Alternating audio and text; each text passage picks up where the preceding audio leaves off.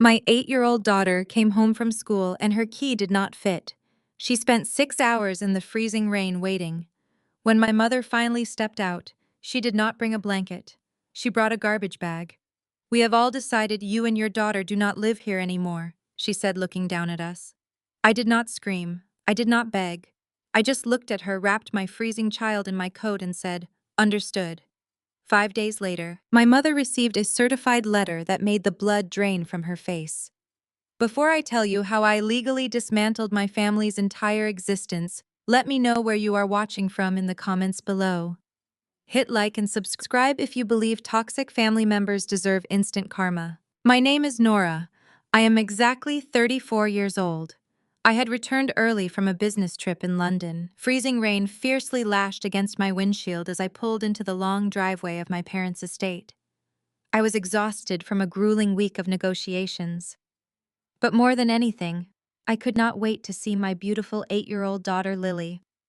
We lived in the carriage house at the back of the property. It was supposed to be a safe arrangement for Lily to be close to her grandparents while I traveled. As I hurried down the stone path, my heart completely stopped. Lily was curled into a tiny ball on the front porch. Her school backpack was soaked through, forming a dark puddle around her. Her teeth were chattering violently, and her lips were a terrifying shade of blue. I dropped my bags into the mud and sprinted to her. I wrapped my arms around her freezing body, pulling her tight against my chest. "Lily, baby, what happened? Why are you out here?" I panicked, furiously rubbing her arms to generate heat. She looked up at me with tears streaming down her pale face. "My key did not work, Mommy. I knocked on the big house, but Grandma locked the glass door. I was so cold." I grabbed her key and jammed it into the door. It would not turn. The locks had been changed. My child had been sitting in freezing rain for 6 hours. Before I could process the sheer cruelty of the situation, the heavy oak door of the main house clicked open. My mother, Patricia, stepped out onto the covered patio. She was holding a large umbrella to shield her perfect blowout from the rain. She did not rush over. She did not offer a warm towel or even a fleeting look of concern for her shivering granddaughter. Instead, she calmly dragged a heavy black trash bag across the wet pavement and kicked it down the stone steps. The bag split open, spilling my tailored work blouses and blazers directly into a muddy puddle. "What is going on, Mom?" I demanded, holding Lily closer to share my body heat. "Lily has been freezing out here for hours. You changed the locks without telling me."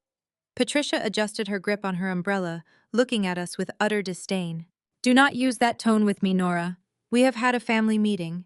We have decided you and your daughter do not live here anymore. You need to gather your trash and vacate the premises immediately." I stared at her, the freezing rain stinging my eyes. "Vacate? You left an 8-year-old child in a winter storm." "Oh, she is fine. A little cold weather builds character," Patricia scoffed, rolling her eyes. "Besides, Stella and DeAndre need the carriage house. DeAndre hired contractors starting tomorrow to convert it into a private home gym." My sister Stella was the entitled golden child, incapable of holding a job. 2 years ago, she married DeAndre, an African-American investment director who charmed my parents with his luxury cars and loud boasting. My parents worshipped the ground he walked on. "A home gym." I repeated, my voice eerily calm, despite the blind rage boiling in my veins. "DeAndre deserves it," Patricia snapped proudly. "He is the savior of this family. He just bought this entire estate last week to save your father and me from bankruptcy. He is the legal owner now, which means he makes the rules. And DeAndre does not want a pathetic bookkeeper dragging down the property value." "You are 34, Nora. You spend all day typing numbers into spreadsheets for pennies. You are a burden. Stella is married to a brilliant financial mind. You are just taking up space. DeAndre is a real man providing for this family. You need to figure your own life out." She looked at Lily, who was whimpering against my chest. "Take your kid and go rent a cheap motel. You have overstayed your welcome." Any other mother might have begged for one single night inside so her child could get warm. But I did not scream, and I certainly did not beg. I looked at the changed locks and the ruined clothes. I pulled my freezing daughter up into my arms, feeling the terrifying rattle of her chest as she struggled to breathe. I met my mother's cold, arrogant gaze with absolute silence. I did not flinch. Understood. I said, my voice dead and completely devoid of emotion. I carried Lily to my car, leaving my ruined clothes. I did not fight back because Patricia and DeAndre had no idea who they were actually messing with. They thought I was an invisible bookkeeper to be discarded. They had no idea that I am the founder and absolute CEO of Apex Financial Forensics, a highly classified corporate intelligence and investigation firm. And they definitely did not know that DeAndre did not buy this estate. 5 years ago, I bought this entire property through a blind trust. DeAndre was lying to all of them, and I was going to absolutely bury him. I slammed the heavy door of my SUV shut, instantly cutting off the sound of the freezing rain and the sight of my mother retreating into the warm, brightly lit mansion. The heavy thud of the car door felt like a final definitive barrier between the life I had tried to maintain and the war I was about to wage. I reached across the center console, cranking the heater to its absolute maximum. The vents roared to life, blasting hot air into the freezing cabin, but it was not enough to stop Lily from shaking. She was curled tightly into the passenger seat, her small body trembling so violently that the seatbelt rattled against its plastic casing. I peeled off my own damp coat and wrapped it entirely around her, tucking the edges under her legs to trap the heat. "Hold on, baby," I whispered, keeping my voice incredibly steady, masking the sheer panic that was rising in my throat. "Mommy has you. You are safe now." I threw the car into drive and accelerated down the winding stone driveway. I did not look back at the carriage house. I did not look back at my ruined clothes scattered in the mud. Anyone else might have screamed. Any other woman would have stood on that porch completely shattered and begged her own mother for a shred of human decency. A normal person would have screamed the truth right then and there. I could have easily yelled that DeAndre was a fraud. I could have pulled up the digital deed on my phone and proved that Apex Holdings, my company, was the true legal owner of the estate. I could have watched Patricia's smug face crumble into sheer terror, but I did not. I walked away without a fight, because a true apex predator never alerts its prey before it strikes. Screaming would have given them warning. It would have given DeAndre time to hide his assets or flee. My chilling response of understood was not a surrender. It was a receipt. It was my verbal confirmation that the familial contract was officially terminated. They had drawn the battle lines and I was going to obliterate them. As my tires cut through the flooded streets, Patricia's twisted justifications echoed repeatedly in my mind. She had actually convinced herself that leaving her granddaughter in a winter storm was a necessary sacrifice for the greater good of the family. According to her deeply flawed logic, DeAndre was their ultimate savior. Just 2 months ago, my father's mid-sized logistics company had hit a massive financial wall. Years of gross mismanagement, secret gambling debts, and funding Stella's absurd luxury shopping habits had finally caught up to my parents. They were facing total bankruptcy and the complete loss of their social standing. Then DeAndre swooped in. He promised to inject millions of dollars into their accounts and claimed he had purchased the entire family estate from the bank to save it from foreclosure. Because DeAndre had supposedly played the hero, Stella was suddenly elevated from the golden child to absolute royalty. Whatever Stella wanted, Stella received. And Stella wanted my carriage house. She had always hated that I lived on the property. She hated that my mere presence was a constant reminder of the life she could not control. She demanded a private home gym, and my parents eagerly offered up my home, my peace, and my child's safety as a sacrifice to appease their wealthy son-in-law. The sheer audacity of my mother's belittlement burned in my chest. She had looked me dead in the eye and called me a pathetic bookkeeper. She had sneered at my career, mocking me for typing numbers into spreadsheets for pennies. It was almost laughable. I spent my days hunting down missing billions for international banks. I unraveled complex offshore tax evasion schemes that governments could not solve. I commanded a team of ex-federal agents and elite forensic accountants. My spreadsheets held the power to topple entire corporations. Yet to Patricia, I was just a lowly burden taking up space on DeAndre's property. I had kept my immense wealth a closely guarded secret for this exact reason. I knew my family. I knew their insatiable greed and their bottomless sense of entitlement. If they had known I was a multimillionaire, they would have drained my accounts dry. They would have demanded I fund Stella's failed fashion startups and my father's bad investments. They would have expected me to bankroll their lavish country club lifestyle while continuing to treat me like a second-class citizen. I hid my success to protect my peace. I bought the estate anonymously 5 years ago through a blind trust precisely to ensure they would never end up homeless. I had paid their mortgage in secret. I had been their invisible safety net. And tonight they repaid my silent generosity by locking my innocent daughter out in the freezing rain. My hands gripped the steering wheel so tightly my knuckles turned white. DeAndre was a liar. He had not bought the estate. He could not possibly have bought the estate because I owned the deed. So what exactly was he doing? How had he convinced my parents he purchased the property? The gears in my mind turned rapidly, analyzing the data, piecing together the financial puzzle. DeAndre was an investment director handling millions in client funds. If he was faking real estate purchases to impress his in-laws, he was highly likely embezzling money to fund the illusion. He was playing a dangerous, highly illegal game, and he had just painted a massive target on his own back. A sudden ragged cough broke through my concentration. I glanced in the rearview mirror, and my heart plummeted. Lily was not just shivering anymore. Her breathing had become terrifyingly shallow, a harsh wheezing sound that rattled in her small chest. Her face was flushed with an unnatural heat, yet her lips remained that scary shade of blue. The freezing rain had penetrated deep into her lungs. "Lily, keep your eyes open for Mommy," I ordered, my voice firm, but laced with rising dread. "We are almost there. Just look at me." She did not answer. Her head lolled to the side, her eyes rolling back slightly, as a high fever took absolute control of her exhausted body. The quiet, calculating CEO vanished instantly, replaced by a terrified mother. I pressed my foot down hard on the accelerator, running a red light, as the glowing red emergency sign of the hospital finally appeared through the heavy sheets of rain.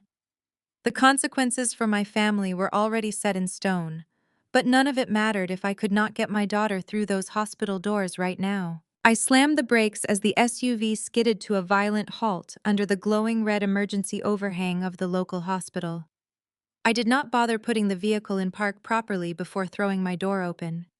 Freezing rain lashed at my face as I sprinted around the hood, yanking the passenger door open with frantic force. Lily was completely unresponsive. Her skin radiated a terrifying furnace-like heat, yet her small body shuddered with violent icy tremors that shook the entire seat. I scooped her up my heavy wool coat, slipping from her shoulders, and bolted through the sliding automatic glass doors of the emergency room. "Help me!" I screamed, my voice cracking with a raw, primal panic that echoed off the sterile white walls of the waiting area. "My daughter cannot breathe." A team of nurses swarmed us instantly. They took one look at Lily's blue-tinged lips and the labored wheezing rattle in her chest, and a stretcher appeared out of nowhere. They whisked her away down a blindingly bright corridor, shouting medical codes and instructions I barely understood. I chased after them, my wet shoes squeaking loudly on the polished linoleum, until a firm hand pressed against my chest. "You have to wait here," a nurse stated, guiding me toward a row of stiff plastic chairs. The next 2 hours were an absolute blur of agonizing uncertainty. I paced the waiting room endlessly, staring at the swinging double doors, my hands covered in the muddy water that had soaked through Lily's school clothes. Every single time a doctor walked past, my breath hitched in my throat. Finally, an attending physician approached me, his expression grim and exhausted. He led me into a small, quiet family consultation room, away from the chaos. "Your daughter has severe pneumonia," he explained, his voice low and serious. "Her core body temperature dropped to a dangerously low level, completely compromising her immune system. The prolonged exposure to the freezing rain caused fluid to rapidly fill her lungs. We have her on broad-spectrum intravenous antibiotics and high-flow oxygen, but she is very weak right now. The next 24 hours are absolutely critical." I felt the floor drop out beneath my feet. I nodded numbly, unable to form words, and followed him down the long, winding hall to the pediatric intensive care unit. Walking into Lily's room nearly broke me into a million pieces. My bright, energetic 8-year-old looked impossibly fragile in the center of the oversized, sterile hospital bed. A clear plastic oxygen mask obscured half of her small face, fogging up rapidly with every shallow, strained breath she took. Thick wires snaked from her chest to a towering monitor beside the bed, tracking her erratic heartbeat with jagged green lines. I pulled a hard plastic chair close to the mattress, sinking into it and taking her tiny pale hand in both of mine. It felt like holding a block of ice. I pressed her cold fingers to my lips, closing my eyes as the rhythmic metallic beeping of the heart monitor filled the heavy silence of the room. Beep, beep, beep. Every single sound was a harsh, inescapable reminder of what my own mother had done. I sat there for hours in the dim light, watching my innocent child fight for oxygen, and something inside my soul fundamentally and permanently altered. The terrified, desperate mother faded away, completely replaced by an entity made entirely of cold, calculating wrath. For 34 years, I had dutifully played the role of the obedient, invisible scapegoat. I had endured Patricia's constant emotional abuse and sharp criticisms. I had tolerated my father's financial manipulation and blatant disregard for my feelings. I had bitten my tongue until it bled, while Stella paraded around as the untouchable golden child, demanding the world on a silver platter, while I was expected to exist entirely in her shadow. I had accepted the insults, the dismissive gestures, and the blatant disrespect because I falsely believed that sharing blood meant holding on to unconditional loyalty. I had convinced myself that if I just stayed quiet, if I just kept fixing their messes in secret, they would eventually see my worth. But gazing at the thick oxygen tube strapped to my daughter's face, I realized the absolute undeniable truth. They were never going to change. They viewed my silence as weakness, and my silent kindness as an open invitation to destroy me. Leaving an 8-year-old child in a winter storm was not a mistake. It was not a momentary lapse in judgment. It was a conscious, calculated act of malice. They had actively chosen a fancy home gym over their own flesh and blood. They had chosen DeAndre, a flashy, arrogant fraud, over their own daughter and granddaughter. The familial contract was not just broken, it was entirely incinerated. I made a silent vow right there in that quiet hospital room with the steady beeping of the monitor keeping time like a ticking clock. I was going to dismantle their entire existence. I was not going to simply yell at them or demand an apology. They were utterly incapable of giving. I was going to surgically, methodically, and legally strip away every single thing that gave them power. I would completely dismantle their social standing, their fake financial security, and their delusional pride. I would leave them with absolutely nothing, just as they had left my daughter with nothing in the freezing rain. I gently placed Lily's hand back on the warm hospital blanket, making sure not to disturb the delicate IV line taped to her wrist. I stood up, wiping the remaining tears from my face with the back of my hand. My grief was gone, entirely replaced by a lethal, predatory focus. I reached into my leather tote bag and pulled out my heavily encrypted work laptop. I set it on the small rolling table beside the hospital bed and powered it up. The screen glowed softly in the dark room, casting a pale blue light across my determined face. I typed in a complex sequence of passwords, bypassing the dual-factor biometric authentication, and logged directly into the master server of Apex Financial Forensics. As the founder and CEO, I had unrestricted absolute access to the most sophisticated financial tracking software on the planet.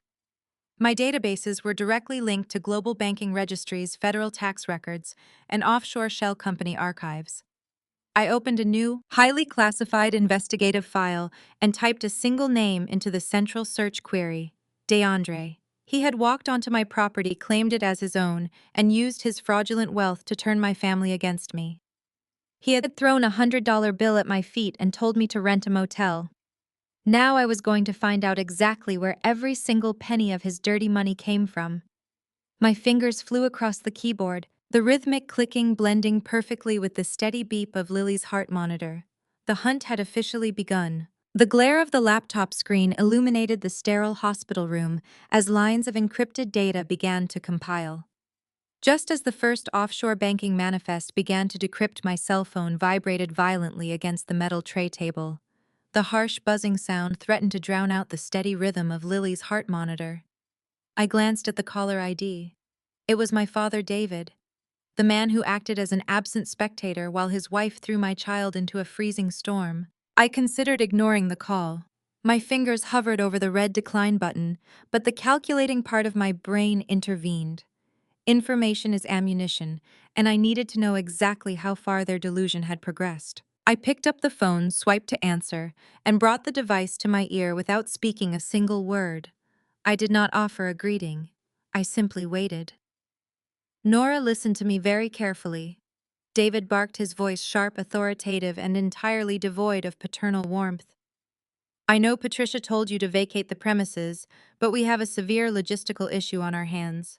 I stood frozen by the hospital bed, my eyes fixed on my daughter's pale, exhausted face behind the oxygen mask. My father did not ask where we were. He did not ask if Lily had survived the freezing rain. He did not inquire if we had found shelter or food or a safe place to sleep. The absolute absence of basic human decency was staggering yet completely expected. DeAndre has his contractors arriving at 7 o'clock tomorrow morning to begin demolishing the interior walls of the carriage house. David continued, his tone dripping with an arrogant sense of importance. He wants the space completely gutted to install his new home gym equipment. The problem is that all of your junk is still sitting inside. My junk.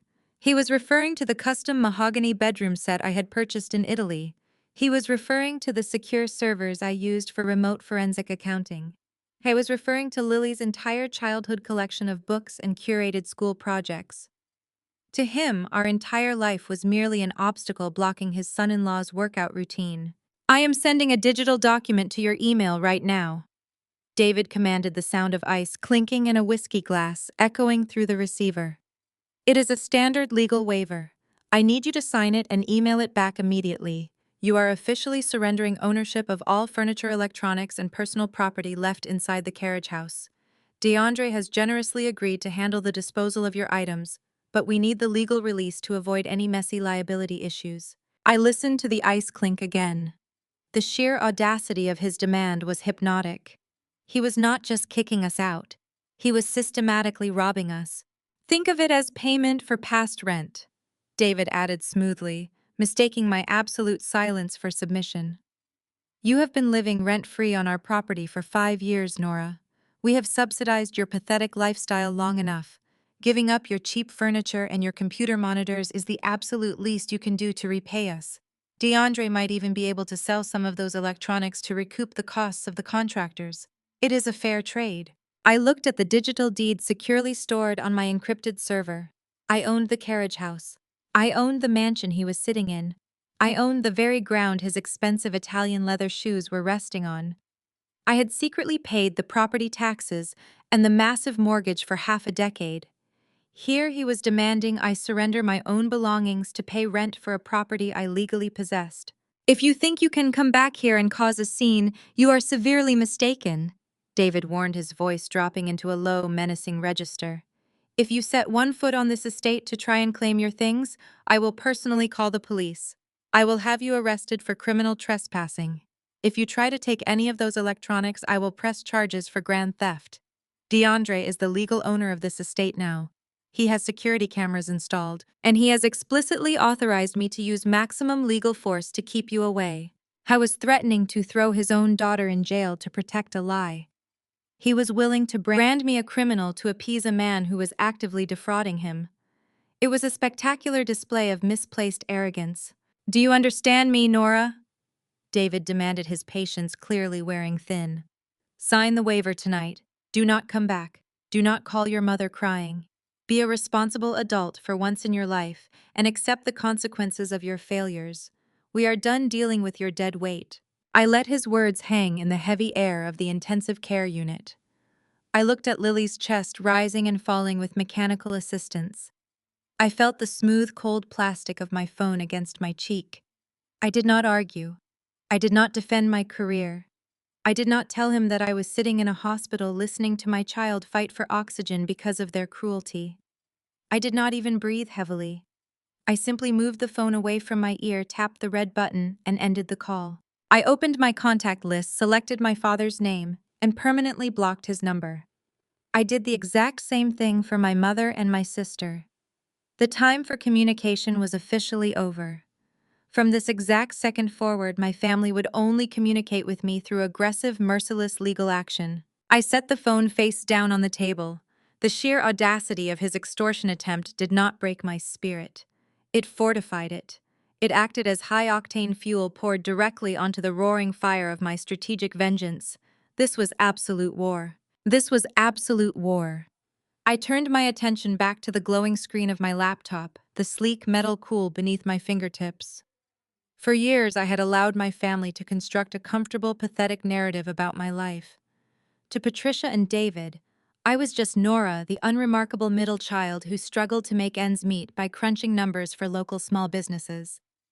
They genuinely believed I spent my days hunched over a cheap desk, balancing basic ledgers and filing tax returns for minimum wage.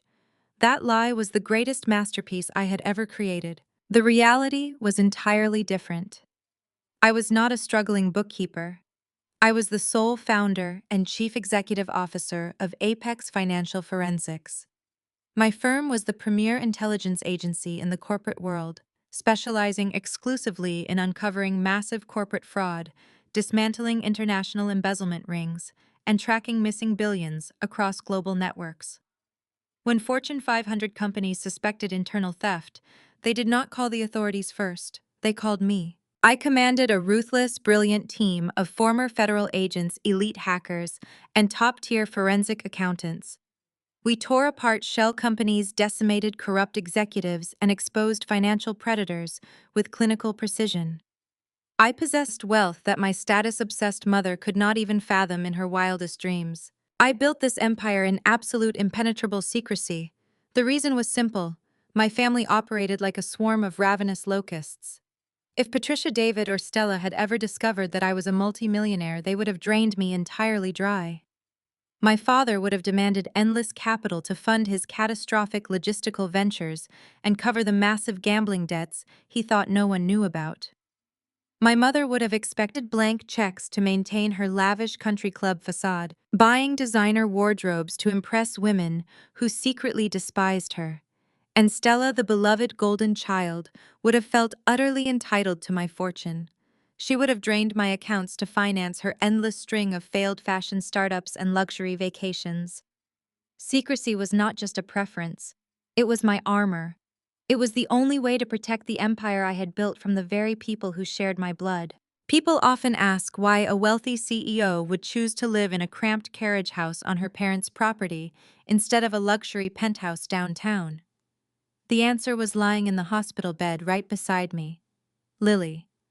I grew up in a household devoid of genuine warmth, constantly competing for scraps of affection. I desperately wanted Lily to experience a normal, loving, extended family. I wanted her to have a grandmother who baked with her on Sunday mornings and a grandfather who read her stories. I subjected myself to their daily insults and their condescending remarks just so my daughter could run across the lawn and knock on their back door. I swallowed my pride every single day, hoping that eventually they would look at my beautiful, kind-hearted child and show her the unconditional love they had denied me. But the harsh reality was that they completely ignored her. They never invited her inside for cookies. They never attended her school plays. And today, they proved their absolute lack of humanity by locking the door and leaving an 8-year-old girl to freeze in a violent winter storm. The carriage house was never a home. It was a holding cell where I waited for a miracle that was never going to happen. They were fundamentally incapable of love, and my silent endurance had only endangered my child. I clicked open a secure folder on my desktop labeled Estate Holdings. My eyes scanned the digitized legal documents, the encrypted bank transfers, and the certified property deeds. This brought me to the greatest, most absurd lie of all. DeAndre, the loud, arrogant man my parents worshipped, claimed he was the ultimate savior of the family. He strutted around the mansion boasting that he had purchased the entire estate to rescue Patricia and David from total bankruptcy. He claimed he was their financial guardian angel, giving him the absolute right to evict me and turn my home into his private gym. The truth was entirely different. DeAndre did not buy the estate. He did not spend a single dime to save my parents. 5 years ago, my father's reckless financial decisions finally caught up with him. The bank initiated foreclosure proceedings on the mansion. They were days away from being dragged out onto the street with absolutely nothing. I could not let them become homeless despite their cruelty. I quietly intervened. I used one of my anonymous corporate shell companies to purchase the heavily defaulted mortgage directly from the bank. I paid off the massive debt in full and transferred the deed to Apex Holdings. For half a decade, I had been their invisible landlord. I allowed them to live in a multi-million-dollar mansion completely rent-free. I paid the exorbitant property taxes every quarter. I covered the massive insurance premiums in secret. I lived in the small carriage house out back, pretending to be a burden, while I literally kept the roof over their heads. Now DeAndre was confidently pretending he had executed the purchase. He was forging a narrative of immense wealth and generosity, likely using fake documents to convince my gullible, desperate parents that he was the rightful owner of a property I legally possessed. The sheer stupidity of his lie was staggering. He was an investment director attempting to claim ownership of an estate owned by a forensic accounting CEO. He had chosen to play a game of financial deception with the woman who dismantled financial criminals for a living. I closed the estate folder and opened a direct encrypted communication channel to my executive team. DeAndre had stolen the credit for my generosity. He had used that stolen credit to throw my daughter into the freezing rain. He thought he had outsmarted a pathetic bookkeeper. Instead, he had just invited an apex predator directly into his life. My fingers rested on the keyboard, ready to initiate the total destruction of his fraudulent reality. Dawn broke over the hospital, casting a pale gray light across the sterile room. I had not slept a single second. I spent the entire night anchored to the hard plastic chair beside the bed, my eyes moving constantly between the glowing screen of my laptop and the rhythmic rise and fall of my daughter's chest. Around 7 o'clock in the morning, the harsh mechanical wheezing that had terrified me all night finally began to soften. The sharp, jagged lines on the heart monitor smoothed into a steady, reassuring rhythm. A senior pediatric specialist entered the room to check her vitals.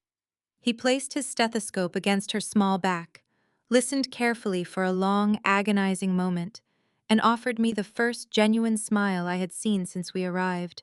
Her fever had officially broken. The aggressive intravenous antibiotics had successfully halted the fluid building in her lungs. The doctor assured me that while she was completely exhausted, my strong, resilient little girl was going to make a full and complete recovery. The crushing, suffocating weight that had been pressing down on my chest finally evaporated. A profound wave of relief washed over me, so intense it made my knees momentarily weak.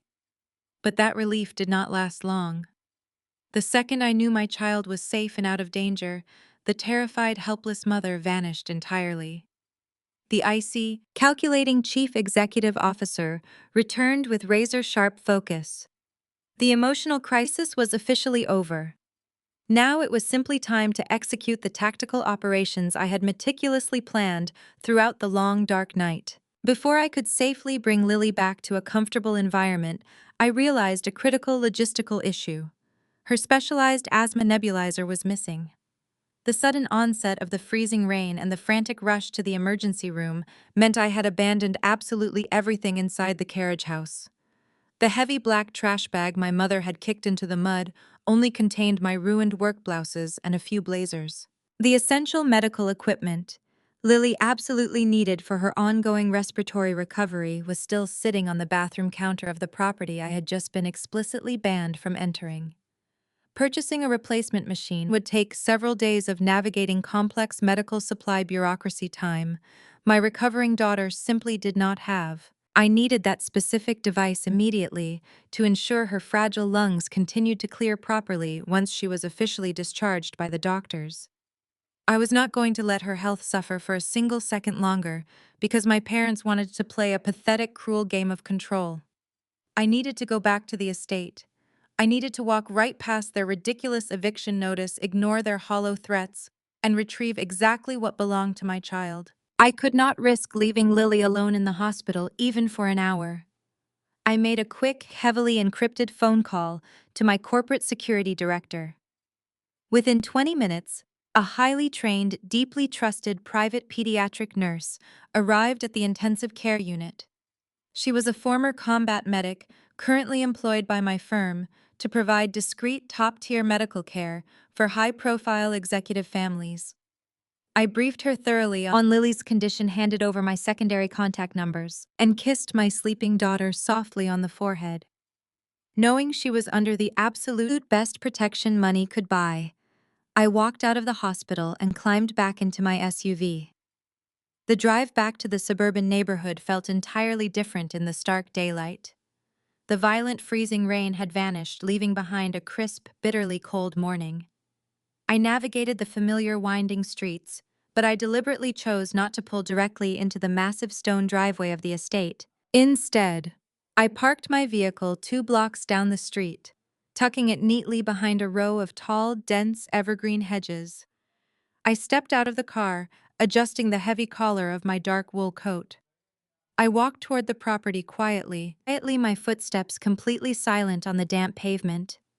I wanted to fully assess the environment before making my physical presence known to the people who had betrayed me. As I approached the tall wrought iron gates of the property, a loud booming bass beat vibrated through the crisp morning air.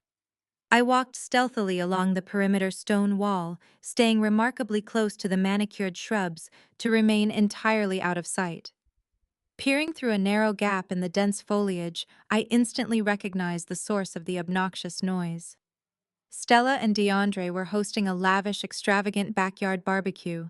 It was not even noon, yet the expansive stone patio behind the main mansion was absolutely packed with people. Professional catering staff in crisp white uniforms carried silver trays of expensive gourmet appetizers through the buzzing crowd. Cases of premium champagne chilled in massive silver buckets near the custom outdoor kitchen. DeAndre was standing right by the roaring stone fire pit holding a crystal glass and laughing loudly with a group of men wearing expensive tailored suits. Stella was draped over his arm, posing for pictures and loudly bragging to anyone who would listen.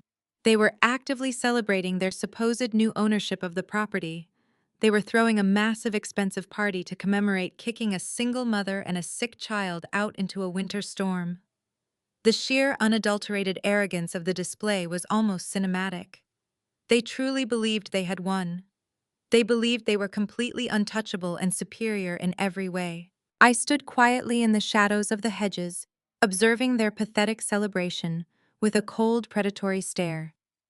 They were drinking expensive champagne on a patio that I legally owned, celebrating a massive financial victory that was entirely fabricated. I took a slow, deep breath, letting the icy air fill my lungs completely. The time for hiding in the shadows was officially over. It was time to step directly into the light and collect my things. I pushed open the heavy wrought iron gate and stepped directly onto the pristine flagstone path leading into the backyard. The lively chatter of dozens of wealthy guests blended with the upbeat jazz music playing from the hidden outdoor speakers. Professional waiters glided flawlessly past me carrying silver trays adorned with caviar and crystal flutes of expensive vintage champagne. The smell of high-end catering filled the crisp morning air, a sharp contrast to the sterile, terrifying smell of the intensive care unit I had just left. I walked with deliberate, measured steps, letting the sheer absurdity of the scene wash over me. These people were actively celebrating a fraudulent real estate victory on the exact property I legally owned. My eyes scanned the crowded patio and immediately locked onto my sister. Stella was holding a glass of champagne, tossing her head back in exaggerated laughter at a joke someone had just told. My blood ran completely cold. She was wearing my coat. It was not just any coat. It was a bespoke limited edition cashmere trench coat I had custom ordered from a boutique in Milan after closing my very first $1 million corporate investigation. It was a symbol of my hard-won success. Stella had clearly rummaged through the black trash bag my mother had kicked down the stairs the previous night. Instead of leaving my ruined clothes in the mud, Stella had scavenged through my belongings and stolen the most expensive item she could find. She was wearing it casually over a cheap sequined dress, treating my prized possession like discarded charity goods. I watched in absolute disgust as a drop of champagne spilled from her tilted glass and landed directly on the pristine camel-colored cashmere lapel. She did not even flinch to wipe it away. The yard was absolutely packed with DeAndre's inner circle. I recognized the type instantly from my years of dismantling corrupt corporate boardrooms. These were elite finance bros men, wearing $1,000 loafers and flashing oversized luxury watches to compensate for their underlying insecurities. They were the kind of men who spoke loudly about offshore accounts, aggressive stock portfolios, and hostile takeovers. They stood in tight circles, patting each other on the back, completely oblivious to the fact that they were standing in the presence of the woman who could freeze every single one of their banking assets with a single encrypted email. I took another step forward, my dark boots crunching loudly on a stray fallen branch. The sharp sound caught DeAndre's attention. He turned away from his group of sycophantic friends, and his confident, arrogant smile instantly vanished.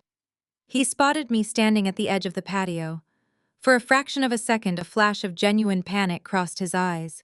He probably assumed I had brought the police to contest the illegal eviction.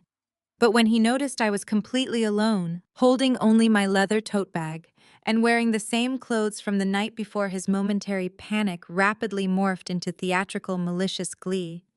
He saw an opportunity to perform for his audience. "Well, well, look who decided to show up," DeAndre announced loudly. His booming voice easily carried over the jazz music, causing several nearby conversations to halt immediately. Heads began to turn in my direction. I guess the cold weather finally got to her. He chuckled, stepping away from the fire pit and walking toward me with a slow, exaggerated swagger. He made sure every single one of his elite finance friends was watching the confrontation. "I thought your mother told you to vacate the premises last night, Nora. What is the matter? Did you realize you have absolutely nowhere else to go?" I stood my ground, my posture perfectly straight, letting him close the distance between us. The entire party was now staring at me. Dozens of judgmental eyes raked over my damp hair and my wrinkled clothes. "Look at you," DeAndre sneered, stopping just a few feet away. He gestured dismissively toward me, inviting his guests to join in the mockery. "You look completely pathetic. This is exactly what happens when you refuse to apply yourself. You are a homeless college dropout who types numbers for a living. You have no ambition and no future. And now you come crawling back to my property looking for a handout because you cannot afford a roof over your head. It is honestly embarrassing to witness." A low murmur of amusement rippled through the crowd of men behind him. Stella stepped up to stand beside her husband, wrapping her arm around his waist, while still wearing my stolen cashmere coat. She looked me up and down with an expression of pure, unadulterated pity. DeAndre reached into the front pocket of his tailored slacks and pulled out a thick silver money clip stuffed with crisp currency. He made a grand theatrical show of snapping the clip open. "I am a generous man, Nora," DeAndre declared, his voice dripping with condescending superiority. "I understand that you are struggling. I understand that you are a failure." He deliberately peeled a single crisp $100 bill from the thick stack. He held it up between his index finger and thumb, making sure the sunlight caught the green ink so his audience could clearly see the denomination. He did not hand it to me. He extended his arm and intentionally released his grip. The $100 bill fluttered through the cold air and landed directly into a murky, muddy puddle left over from last night's freezing rain. The dirty water instantly soaked into the paper, ruining the crisp bill. "Take your trash, pick up that money, and go rent a cheap motel," DeAndre commanded, pointing at the puddle. "Get off my estate before I have my security team forcefully remove you." My eyes shifted from the ruined money in the puddle to the outdoor kitchen behind him. Patricia and David were standing right by the massive stainless steel grill. They had heard every single word of DeAndre's vicious, degrading attack. They had watched him drop money in the mud at my feet like I was a stray dog. They did not intervene. They did not defend their daughter.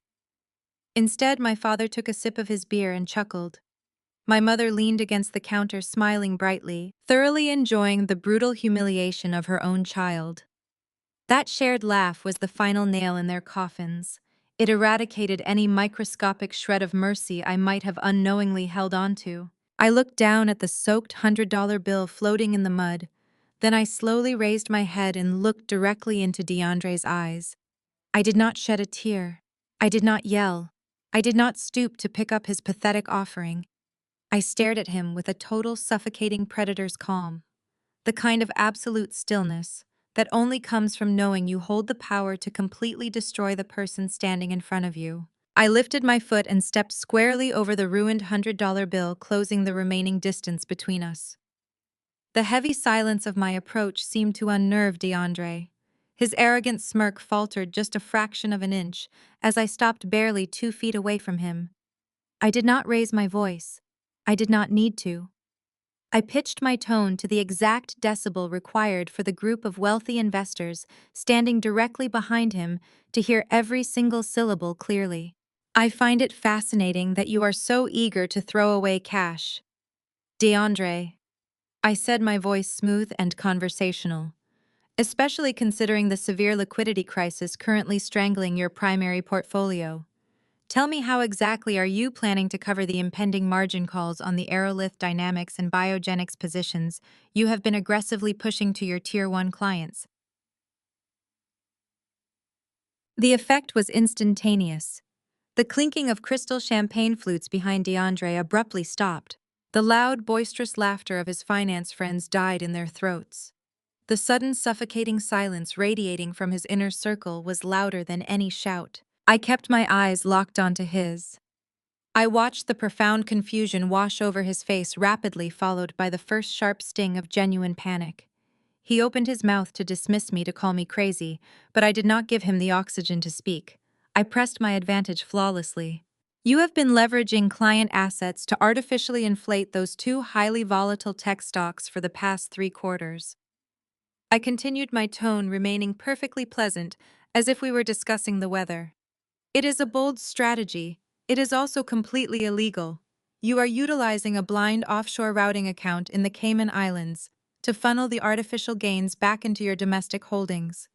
Account ending in 4729. You are intentionally commingling protected client funds to mask the massive hemorrhaging deficits in your personal margin accounts. DeAndre's skin turned the color of wet ash. The expensive champagne glass in his hand began to tremble, the golden liquid sloshing violently against the crystal rim. The arrogant, untouchable titan of finance was currently hyperventilating in his own backyard. "That is ridiculous," DeAndre stammered, his voice cracking horribly. "You do not know what you are talking about. You are just a pathetic bookkeeper making up insane lies to ruin my party." A basic bookkeeper would not know about the impending Securities and Exchange Commission audit scheduled for your firm next month, I replied effortlessly, never breaking eye contact. A basic bookkeeper would certainly not understand the catastrophic compliance liabilities you have triggered under Section 17 of the Federal Securities Code. You have systematically defrauded the men standing right behind you to finance this extravagant lifestyle. You are running a textbook Ponzi structure, DeAndre, and the foundational walls are currently collapsing as we speak. I shifted my gaze just slightly, looking at the group of wealthy investors gathered on the patio. Their faces had hardened into expressions of absolute fury and intense suspicion. These were men who protected their wealth above all else. They were not looking at me like a crazy woman ruining a party. They were looking at DeAndre like a cornered thief holding their wallets. They recognized the highly classified terminology I was using. They understood the exact financial mechanisms I was describing. I had just handed them the blueprint to their own financial ruin, engineered entirely by the man hosting this barbecue. "Who told you this?" DeAndre demanded, stepping forward, his hands balled into tight fists. The sweat was visibly beading on his forehead. "Who gave you access to my files? I will sue you for slander. I will have you locked up." "You cannot sue gravity for making you fall," I said coldly. "Your numbers do not balance, DeAndre. They never did. You built a house of cards on a foundation of stolen money, and you thought buying my sister expensive coats would hide the deficit. You are not a savior. "You are a profound legal liability." I did not wait for his response. I did not care what lies he was about to spin to try and save himself. The seed of absolute destruction was securely planted in the minds of his most critical investors. The damage was thoroughly and irreversibly done. I turned my back on him, completely dismissing his very existence, and walked straight toward the carriage house. My father shouted something from the outdoor kitchen, his voice laced with confusion and anger. But I completely ignored him. Stella was staring at me with her mouth hanging open, clutching the lapels of my stolen cashmere coat, as if it could protect her from the financial nuclear bomb I had just detonated. I walked past all of them, climbed the stone steps to the carriage house, and grasped the door handle. As expected, the lock was entirely different. I did not hesitate. I reached into my leather tote bag, bypassed my encrypted laptop, and pulled out a heavy titanium lock-picking multi-tool I always carried for emergency field investigations. It took me exactly 7 seconds to manipulate the internal pins and release the deadbolt. The heavy door clicked open smoothly. I stepped inside my former home, leaving the door wide open behind me. The interior was completely untouched. My furniture was exactly where I had left it. I walked straight into the bathroom, grabbed Lily's specialized asthma nebulizer from the counter, and carefully placed the medical device into my bag. I grabbed a few essential sealed medication bottles from the cabinet, ensuring my daughter had absolutely everything she needed for her respiratory recovery. I walked back out onto the patio.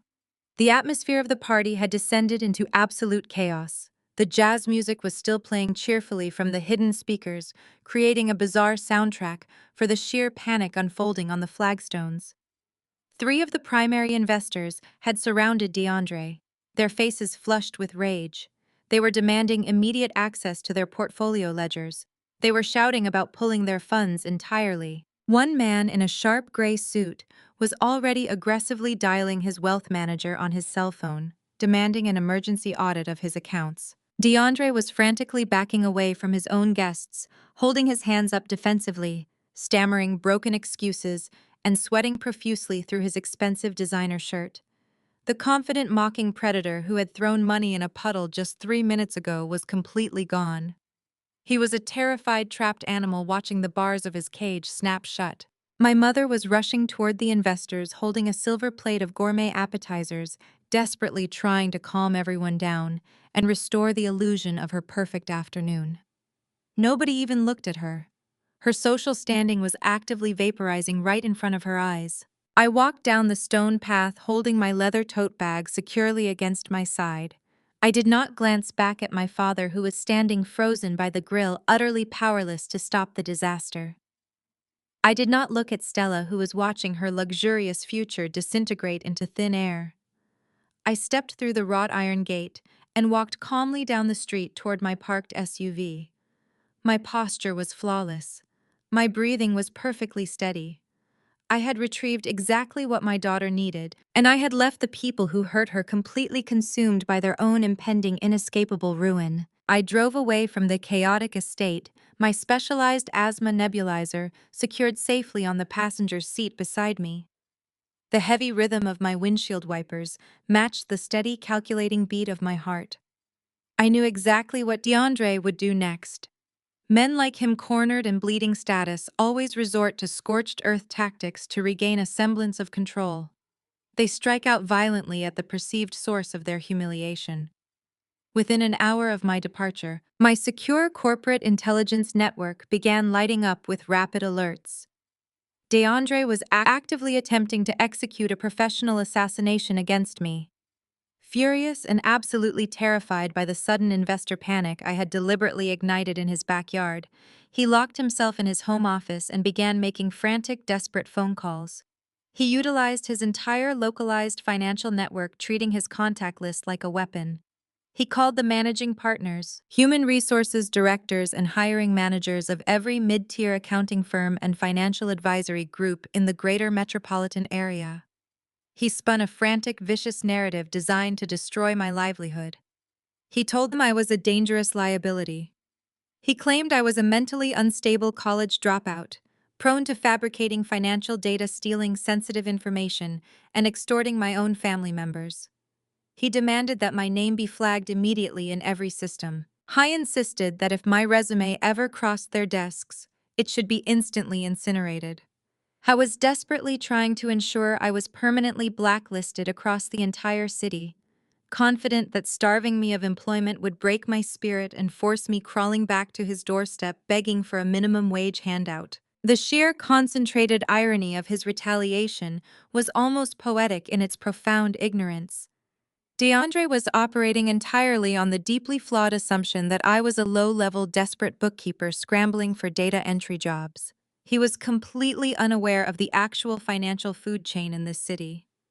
The firms he was aggressively calling were not my prospective employers. They were my deeply intimidated subordinates. These regional firms were the exact lower-tier competitors who routinely contracted their most difficult complex forensic audits directly to my enterprise because they lacked the intelligence infrastructure to handle them. They were the bottom feeders of the financial ocean, and he was calling them to complain about the apex predator. Within minutes of his aggressive calls, the managing partners of these firms were frantically contacting my executive liaisons at Apex Financial Forensics. They were thoroughly confused and utterly panicked, desperately trying to reassure my executive board that they had absolutely no part in DeAndre's slanderous suicidal campaign.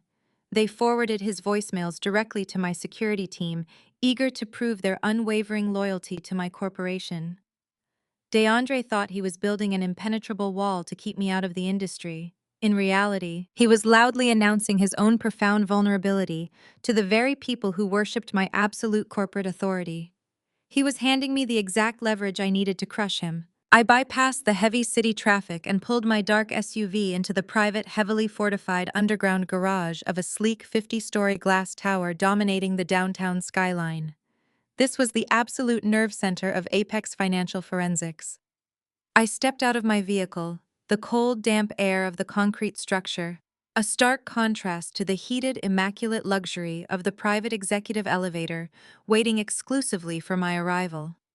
A retinal scan and a biometric palm read later. The heavy brushed steel doors slid silently closed, rocketing me upward toward the penthouse floor. When the elevator doors glided open, the atmosphere shifted instantly. I was no longer the disheveled, discarded daughter standing in the freezing mud. I was the absolute sovereign of this domain. The pristine, minimalist corridors of Apex were lined with soundproof frosted glass and polished steel. As I walked down the main thoroughfare, the bustling noise of the corporate floor instantly quieted. Highly paid data analysts, former federal investigators, and brilliant financial strategists paused their intensive work. They offered deferential nods respectfully, stepping aside to clear my path. There was no pity here. There was no condescension.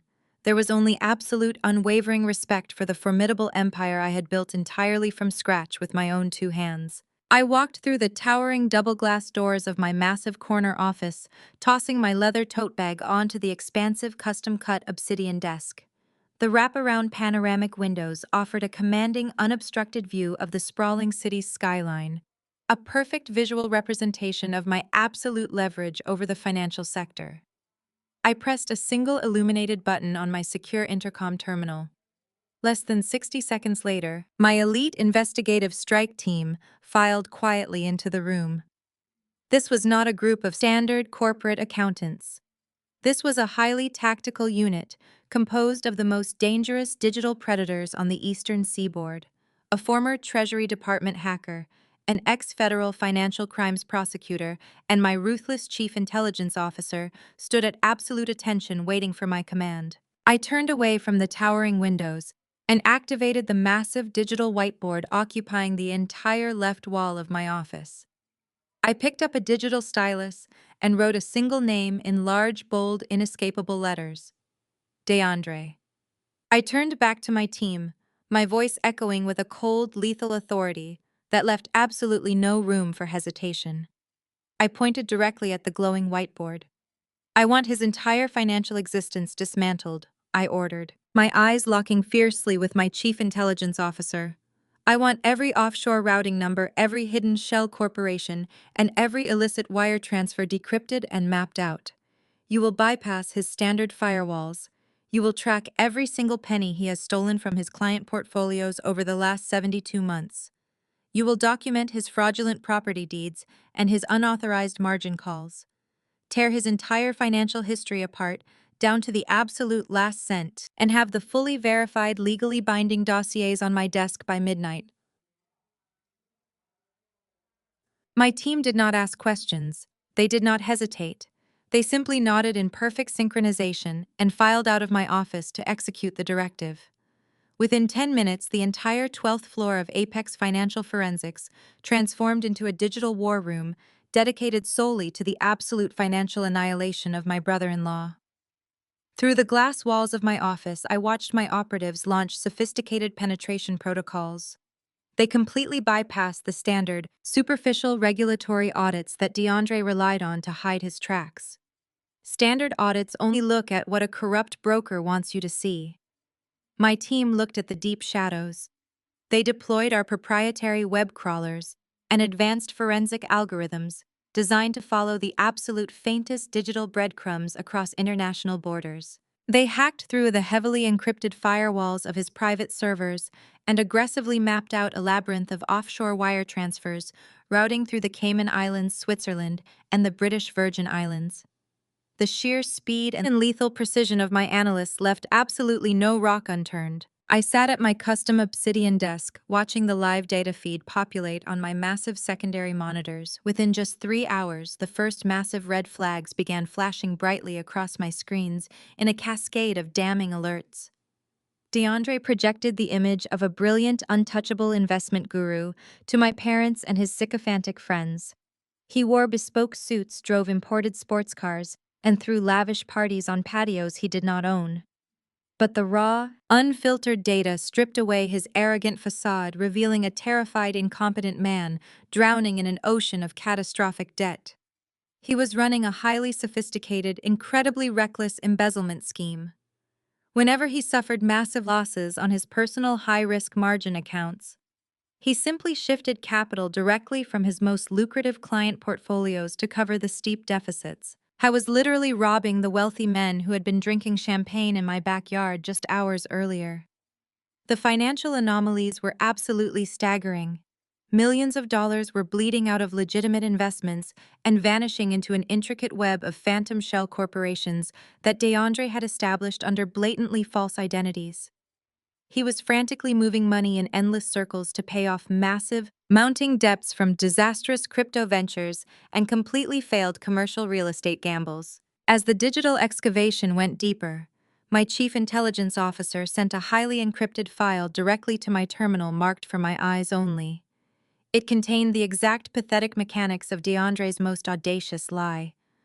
I opened the file and stared at the screen, a cold, humorless smile touching my lips as I finally understood how he had manipulated my deeply gullible parents. DeAndre had never purchased the estate. He had absolutely zero capital to buy a multi-million-dollar property in cash. Instead, he had preyed entirely on my father's intense desperation to avoid public bankruptcy. DeAndre had fabricated highly convincing counterfeit bank letters showing massive approved wire transfers that simply did not exist. He had literally manipulated official bank letterheads to make Patricia and David believe he had paid off the bank in full. Furthermore, my elite team intercepted the forged deed transfer he had confidently presented to my parents. It was a spectacular piece of fraudulent paperwork, complete with fake notary stamps and bogus county registry numbers. He had convinced my parents to sign over their remaining legal rights to him, positioning himself as the ultimate savior of the family while holding absolutely nothing but empty promises. But the depth of his malice did not stop at simply inflating his fragile ego. He was not just showing off for Stella to stroke his own vanity. He had a secondary, far more sinister objective in play. My investigators successfully recovered a series of hastily deleted emails between DeAndre and a highly predatory private lending firm based out of state. He was actively attempting to secure a massive high-interest secret mortgage against the entire estate, He planned to use the forged deed to borrow millions of dollars against the property I secretly owned, intending to funnel that fast cash directly into his collapsing offshore accounts to stave off the impending federal margin calls. He was going to drain the remaining equity of the property, intentionally default on the illegal loan, and leave my parents entirely homeless while he inevitably fled the country to avoid prosecution. I was entirely willing to destroy Patricia and David just to buy himself a few more months of borrowed freedom. I leaned back in my ergonomic leather chair, methodically reviewing the continuously compiling files. The sheer, unadulterated magnitude of his fraud was staggering. This was not a simple accounting error or a temporary lapse in professional judgment. This was a multi-year systemic campaign of severe financial crimes, aggressive wire fraud, blatant identity theft, and massive corporate embezzlement. The total stolen assets vastly exceeded $40 million. He had brazenly violated dozens of stringent federal statutes and completely shattered fundamental fiduciary laws. The evidence meticulously gathered by my team was absolute, undeniable, and entirely legally bulletproof. Every forged document was digitally traced back to his exact Internet Protocol address. Every illegal wire transfer was conclusively verified by international banking logs. I possessed a flawless, irrefutable chain of custody for his entire criminal enterprise. I looked at the digital clock glowing on my monitor. It was only 8 o'clock in the evening. My team had accomplished in a few intense hours what federal regulators typically took years to uncover. I closed the final dossier on my screen with a definitive keystroke. The trap was perfectly constructed and armed. DeAndre thought he was the smartest man in every room. He thought he could steal from his clients, lie to my family, and throw my innocent sick daughter out into the freezing rain without facing a single repercussion. He was spectacularly wrong. The evidence I currently held securely on my highly encrypted servers was enough to put him away in a maximum security federal penitentiary for decades. I was going to lose his freedom, his stolen wealth, and his arrogant pride. And the absolute most satisfying part was that I was going to be the one to orchestrate his total annihilation. I exhaled a slow, controlled breath into the quiet expanse of my corner office. The digital war room outside my glass walls had executed its mission flawlessly, stripping away every lie my family had eagerly consumed. Now it was my turn to wield the weapon my analysts had forged. I opened a heavily encrypted master file on my desktop and began the meticulous, profoundly satisfying process of compiling the raw data into 3 highly detailed, absolutely lethal legal dossiers. Every single offshore wire transfer executed by DeAndre was meticulously cross-referenced with the corresponding client withdrawal requests he had manipulated. I included the forged property deeds, perfectly juxtaposed against the authentic, legally binding documents bearing my own signature as the CEO of Apex Holdings. I cataloged every stolen client asset, mapping the exact, convoluted trajectory of the embezzled funds from legitimate domestic accounts straight into his hidden Cayman Island shell corporations. Every single page was perfectly documented, independently verified by my top-tier forensic accountants, and legally bulletproof. There was no room for misinterpretation. There was no technical loophole for a slick, high-priced defense attorney to exploit. The narrative was irrefutable.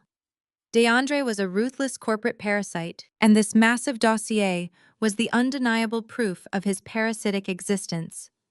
I organized the files into 3 distinct digital and physical packages. Each one possessed a specific catastrophic purpose designed to systematically dismantle a different pillar of his fraudulent life. I initiated the first phase of the execution. I summoned my chief corporate counsel, a brilliant and notoriously aggressive litigator who handled my firm's most sensitive external communications. I handed him the first encrypted digital dossier. I instructed him to completely bypass all standard human resources departments and middle management at DeAndre's investment firm. Those channels were far too slow and entirely too susceptible to internal office politics. Instead, my lawyer routed the devastating package directly to the personal, highly secure inboxes of the firm's board of directors, flagging it with maximum priority for the chairman. The contents of that specific file were explicitly tailored to trigger an immediate absolute panic at the executive level. It highlighted the exact vulnerabilities DeAndre had created for their firm, exposing the board to massive federal liability if they did not act instantly to sever their ties with him. I knew exactly how ruthless corporate boards could be when faced with a catastrophic threat to their bottom line and their public reputation. By tomorrow morning, DeAndre would not just be fired. He would be completely excommunicated from the financial sector, stripped of his corporate access, and locked out of his own office servers before he even finished his morning coffee. The career he had used to elevate himself above me was effectively dead. The second phase required a different level of precision. DeAndre was not just a terrible employee who made poor investments. He was a prolific financial criminal who needed to face the full, unyielding weight of the federal justice system. I utilized my deep established connections within the highest levels of international law enforcement. I opened a direct encrypted communication line to a specialized task force commander at the Federal Financial Crimes Division. I had collaborated with this specific investigative unit on several high-profile international fraud cases, and they trusted my intelligence reports implicitly. I transmitted the second massive dossier directly to their secure server. This package contained the undeniable proof of wire fraud, grand larceny, and gross corporate embezzlement. I laid out his flight risk potential, detailing his overseas accounts, and highlighted the absolute, immediate necessity of freezing his domestic and offshore assets. I was not just handing federal agents a suspicious suspect to investigate. I was handing them a fully prosecuted case wrapped in a perfectly neat, legally airtight bow. I knew the federal wheels would begin turning the very second they opened the file and reviewed the transfer logs. Subpoenas would be drafted overnight. Arrest warrants would be expedited and signed by a judge. His stolen wealth would be locked down instantly, trapping him in a financial cage of his own making. The first two dossiers successfully destroyed his career and his freedom. The third document was entirely personal. It was explicitly designed to destroy the arrogant delusion my family had so eagerly embraced. I opened a blank legal template on my screen. My fingers flew across the keyboard as I drafted a formal, merciless 3-day notice to quit. This was not a polite request to vacate. It was a brutal, legally binding eviction notice. I explicitly listed David, Patricia, Stella, and DeAndre as unauthorized occupants of the estate. I cited illegal occupancy, severe lease violations, and unauthorized structural modifications to the carriage house resulting from their ridiculous home gym plans. I clearly stated that if the premises were not entirely vacated within exactly 72 hours, local law enforcement would be dispatched to physically remove them and their belongings from the property. I printed the document on heavy official watermarked paper. I signed my name with bold, aggressive strokes, pressing the corporate seal of Apex Holdings firmly onto the bottom of the page to finalize its authority. This single piece of paper represented the ultimate consequence of their profound cruelty. They had thrown my sick, terrified daughter out into the freezing rain to appease a fraud who promised them a luxurious life. They had laughed at my supposed misfortune and treated me like disposable garbage. Now they were going to lose the very roof over their heads because of that exact same fraud. I slid the formal eviction notice into a thick, red-sealed legal envelope and placed it squarely in the center of my desk. I arranged for a certified legal courier to deliver it directly into my father's hands at breakfast. The trap was fully set, and the execution was officially underway. 5 days had passed since that brutal night in the freezing rain. The frantic chaos of the hospital and the chilling confrontation in the backyard were now firmly in the rearview mirror. Inside the sprawling, ultra-secure penthouse suite of the city's most exclusive hotel, absolute peace reigned supreme. The suite was a fortress of warmth and luxury, featuring panoramic views of the skyline and round-the-clock private security detail. I had specifically chosen a penthouse with private elevator access, ensuring that no uninvited guests could ever breach our sanctuary. I sat in a plush armchair near the floor-to-ceiling windows holding a cup of hot coffee, watching my daughter. Lily was completely healed. Her breathing was deep, clear, and perfectly steady. She sat cross-legged on the thick carpet, happily eating a plate of gourmet room service pancakes while watching her favorite animated movie on the massive flat-screen television. The terrifying blue tint had entirely vanished from her lips, replaced by a healthy, vibrant pink. The horrific rattle in her chest was completely gone. Seeing her smile safe and completely insulated from the toxicity of my family cemented my absolute certainty. I had done the right thing. There was zero guilt in my heart. The trap I had set was not an act of malice. It was an act of necessary surgical removal. While Lily laughed at her movie, my phone screen glowed silently on the table beside me. The GPS tracking notification confirmed that the certified legal courier had just turned onto the familiar suburban street of my parents' estate. The execution was officially entering its final phase. Miles away, inside the opulent dining room of the main house, my toxic family was completely oblivious to the financial guillotine swinging down toward their necks. The morning sun poured through the expensive stained glass windows, illuminating a lavish breakfast spread. Patricia had ordered expensive pastries, imported fresh fruit, and premium roasted coffee. They sat around the massive mahogany table, dining like royalty in a castle they did not actually own. Stella sat at the head of the table, sipping a mimosa and waving her manicured hands excitedly.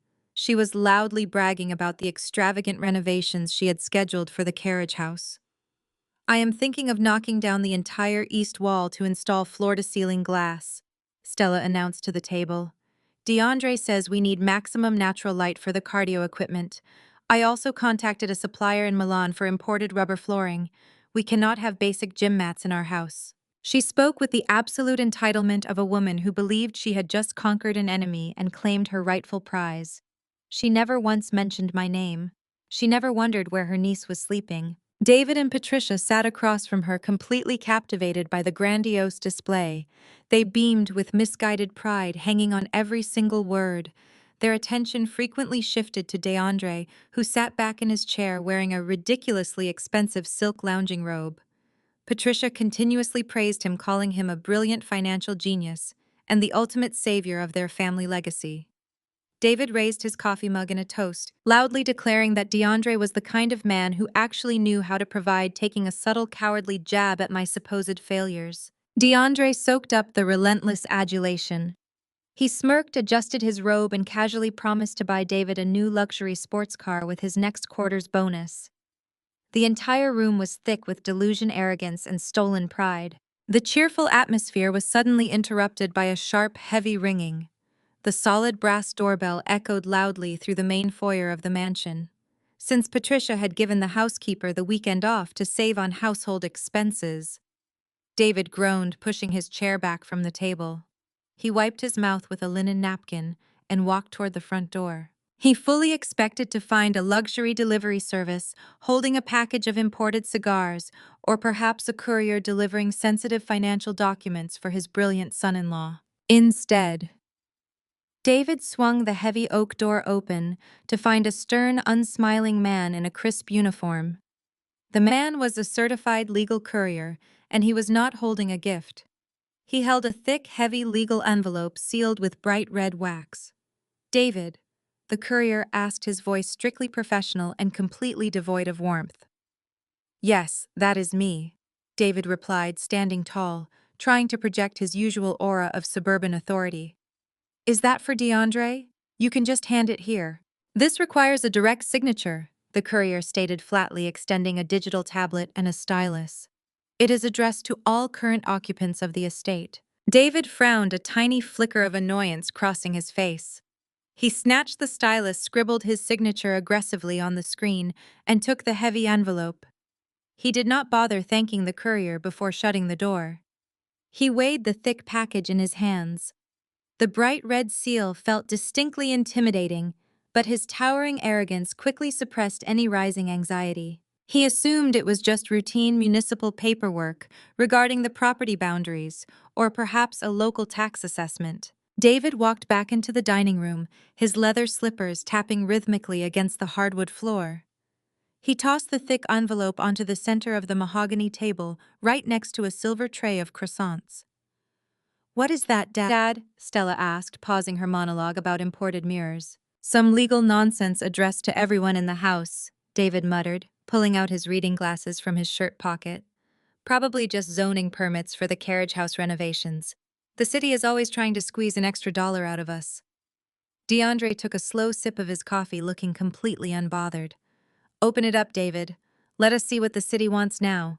I will have my lawyers handle it by noon if it is anything annoying." David broke the heavy red wax seal with his thumb. He reached inside the envelope and pulled out a thick stack of premium watermarked legal paper. He unfolded the documents and flattened them against the table. The very first page was exceptionally crisp, adorned with official state registry stamps and verified watermarks. David adjusted his glasses and began to read the bold print at the top of the page. He expected to see DeAndre's name confirming his son-in-law as the new lord of the manor. Instead, his eyes darted back and forth across the dense legal text. His brow furrowed in profound absolute confusion. He traced his finger under the words, making sure he was not misinterpreting the legal jargon. It explicitly outlined the transfer of ownership that had occurred exactly 5 years prior. It documented the exact dollar amount that had paid off his impending foreclosure. He read the line again. He blinked rapidly, assuming his eyes were playing tricks on him in the morning light. The document was the authentic, verified, legally binding deed to the entire estate. But DeAndre's name was nowhere on the paper. The listed owner was a corporate entity called Apex Holdings. David flipped to the second page with trembling fingers. Attached directly to the deed was a certified corporate registry document. It clearly listed the sole proprietor, the absolute majority shareholder, and the chief executive officer of Apex Holdings. David stared at the name printed in stark, bold black ink. Nora, his discarded, supposedly pathetic daughter, the woman he had just threatened with police action, the woman he had thrown out into the freezing cold. The color instantly drained from his face, leaving his skin a sickly pale gray. His mouth opened, but no sound came out. The air in his lungs seemed to evaporate entirely. He looked up slowly, his terrified wide eyes locking onto DeAndre, who was still casually swirling the coffee in his mug. The illusion of their perfect, wealthy savior was beginning to crack, and the devastating reality of my absolute control was finally staring them right in the face. David sat entirely frozen in his heavy wooden dining chair. The thick watermarked pages of the legal dossier trembled violently in his hands, making the crisp paper rustle loudly in the suddenly quiet room. His mouth hung open, but his vocal cords refused to produce a single sound. He simply stared at the name printed in bold black ink, Nora. Patricia noticed the sudden terrifying shift in her husband's demeanor. She set down her crystal glass of orange juice, a frown of deep irritation creasing her forehead.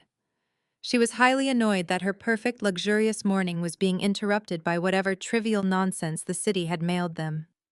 She stood up from her seat, her silk morning gown trailing behind her, and walked briskly around the large mahogany table. She positioned herself directly behind David and peered impatiently over his rigid shoulder.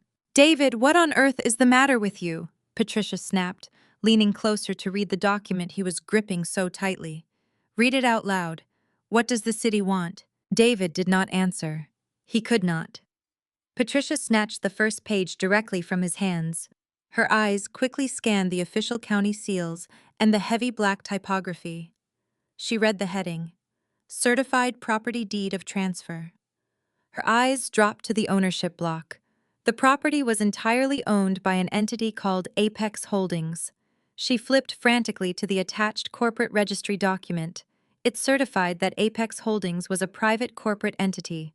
It explicitly named the sole proprietor, the absolute majority shareholder, and the acting chief executive officer, Nora. The color drained from Patricia's face so rapidly that her skin took on a sickening, translucent pallor. The expensive imported fruit on the table suddenly seemed to mock her.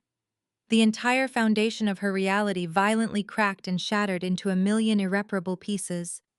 The daughter she had just thrown out into the freezing rain had literally owned the roof over their heads for the past 5 years. Nora was not a struggling, pathetic bookkeeper begging for space.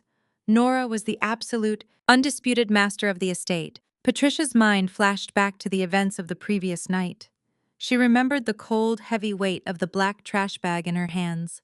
She remembered kicking her own daughter's clothes into a muddy puddle. She remembered looking at her shivering 8-year-old granddaughter and callously telling them to go rent a cheap motel. A suffocating wave of pure terror crashed over her. She had just evicted her own landlord. She had violently insulted the only person standing between her and total homelessness. Patricia slowly raised her eyes and looked across the table at DeAndre. He was still sitting comfortably in his expensive silk lounging robe, casually spreading imported jam onto a croissant. DeAndre's entire story was a massive, spectacular lie. He had not saved them from bankruptcy. He had not purchased the mansion to rescue their social standing. He was a complete fraud who had strolled into a house Nora secretly paid for and claimed it as his own. Patricia felt her knees buckle slightly. She grabbed the back of David's chair to steady herself, the horrifying magnitude of her massive mistake suffocating her. Stella, completely oblivious to the catastrophic silent realization happening across the table, rolled her eyes dramatically. "What is wrong with you two?" she huffed, slamming her coffee mug down. "You are acting like someone died. Give me that piece of paper." Stella reached across the table and yanked the remaining documents from the red-sealed envelope. She flipped past the corporate registry and uncovered the third document. It was printed on bright, unignorable yellow legal paper. The bold heading at the top read 3-day notice to quit. "What is this?" Stella demanded, her voice rising in pitch as she aggressively scanned the legal text. "Notice of immediate eviction, illegal occupancy." She read the names listed under the unauthorized tenants section. David, Patricia, Stella, DeAndre. "They are giving us exactly 72 hours to vacate the premises," Stella shrieked, her voice echoing shrilly off the high ceilings of the dining room. "It says if we do not remove our belongings and surrender the keys by Tuesday morning, we will be physically removed by armed law enforcement for criminal trespassing. It says all items left behind will be legally seized." Stella's hands shook wildly. Her dream of the perfect carriage house gym, the imported rubber flooring, the floor-to-ceiling mirrors, all of it evaporated in an instant. She was not the wealthy mistress of a grand estate. She was an illegal squatter facing imminent forceful removal by the county sheriff. She slammed the yellow paper onto the table and turned her furious, panicked gaze toward her husband. "DeAndre, do something!" Stella screamed, pointing at the eviction notice. "Someone is trying to steal our house. Fix this right now." DeAndre finally set his croissant down. His arrogant, relaxed posture shifted as he registered the genuine hysteria in his wife's voice and the absolute terrified paralysis of his in-laws. He reached out and grabbed the yellow eviction notice. He read the header, and then he read the attached corporate registry, identifying Nora as the CEO of Apex Holdings. For a fraction of a second, the mask slipped. His eyes widened, and the confident, untouchable investment director looked exactly like a cornered thief. But DeAndre was a professional manipulator. His entire survival depended on maintaining the illusion of absolute control. He could not afford to let Stella or her parents realize he had been lying to them for years. He had to double down on the deception. DeAndre threw his head back and let out a loud, forced laugh. It was a harsh, barking sound that completely lacked genuine amusement. He tossed the legal documents back onto the mahogany table with a theatrical gesture of utter dismissal. "Are you people seriously falling for this?" DeAndre sneered, pushing his chair back and standing up to assert his physical dominance in the room. "This is a fake. It is a pathetic, desperate bluff by a jealous sister. Do you honestly think Nora, a low-level data entry clerk, owns a multi-million-dollar intelligence firm? Do you honestly believe she bought this estate?" He began pacing back and forth across the dining room, projecting aggressive artificial confidence.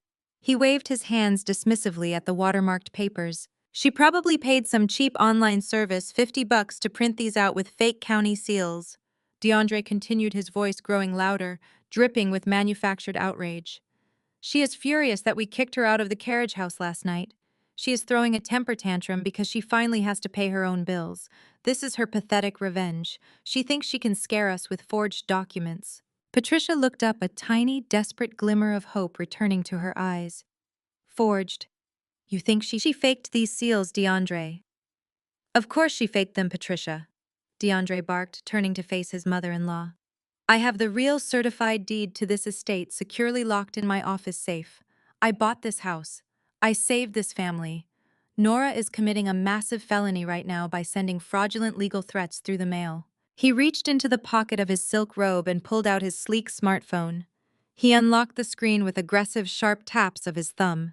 He looked at Stella, who was still hyperventilating near the table, and offered her a supremely confident, predatory smile. "Do not worry, babe," DeAndre promised smoothly. "I am calling my corporate lawyers right now. I am going to have them track the courier service that dropped this garbage off. We are going to prove I am the real owner before noon. And then I am going to have your psychotic sister arrested for criminal forgery and extortion." DeAndre raised the phone to his ear, his chest puffed out with arrogant certainty. He was ready to command his legal team to obliterate Nora's bluff. He was ready to cement his status as the undisputed ruler of the family. He dialed the direct emergency line for the chairman of his investment firm's legal board, entirely unaware that the phone call he was about to make would trigger the absolute catastrophic end of his entire life. Before his thumb could even press the green dial icon to connect with his legal team, the sleek smartphone vibrated violently against his palm. The screen flashed with an incoming call overriding his dial screen. DeAndre stared at the caller ID, his heart giving a sudden violent lurch. It was Arthur Sterling. Arthur was not just a lawyer. He was the ruthless, unforgiving chairman of the board of directors for the entire investment firm where DeAndre worked. The timing was highly unusual for a Sunday morning, but DeAndre immediately saw this as an opportunity. He assumed Arthur was calling to discuss an upcoming merger or a lucrative client portfolio. DeAndre cleared his throat, plastered his arrogant smirk back onto his face, and answered the call, intentionally putting it on speakerphone so Stella and his in-laws could hear his undeniable corporate importance.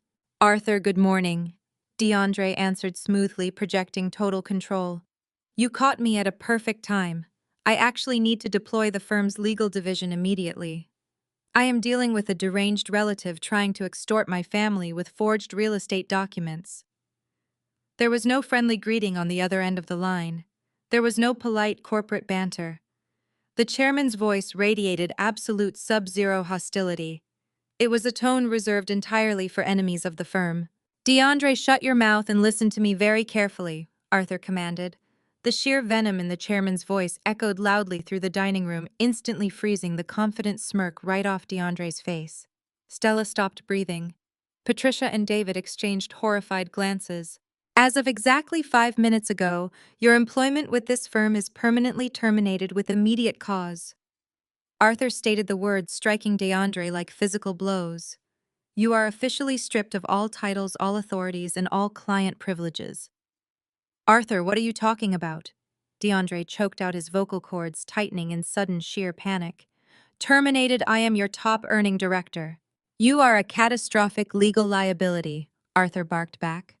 At 6 o'clock this morning, the entire board of directors received a highly classified, heavily encrypted forensic dossier directly from the chief executive officer of Apex Financial Forensics. Do you know who that is, DeAndre? Her name is Nora. She provided us with a legally bulletproof microscopic accounting of your massive embezzlement operation. We have the complete routing numbers for your hidden Cayman Island shell corporations.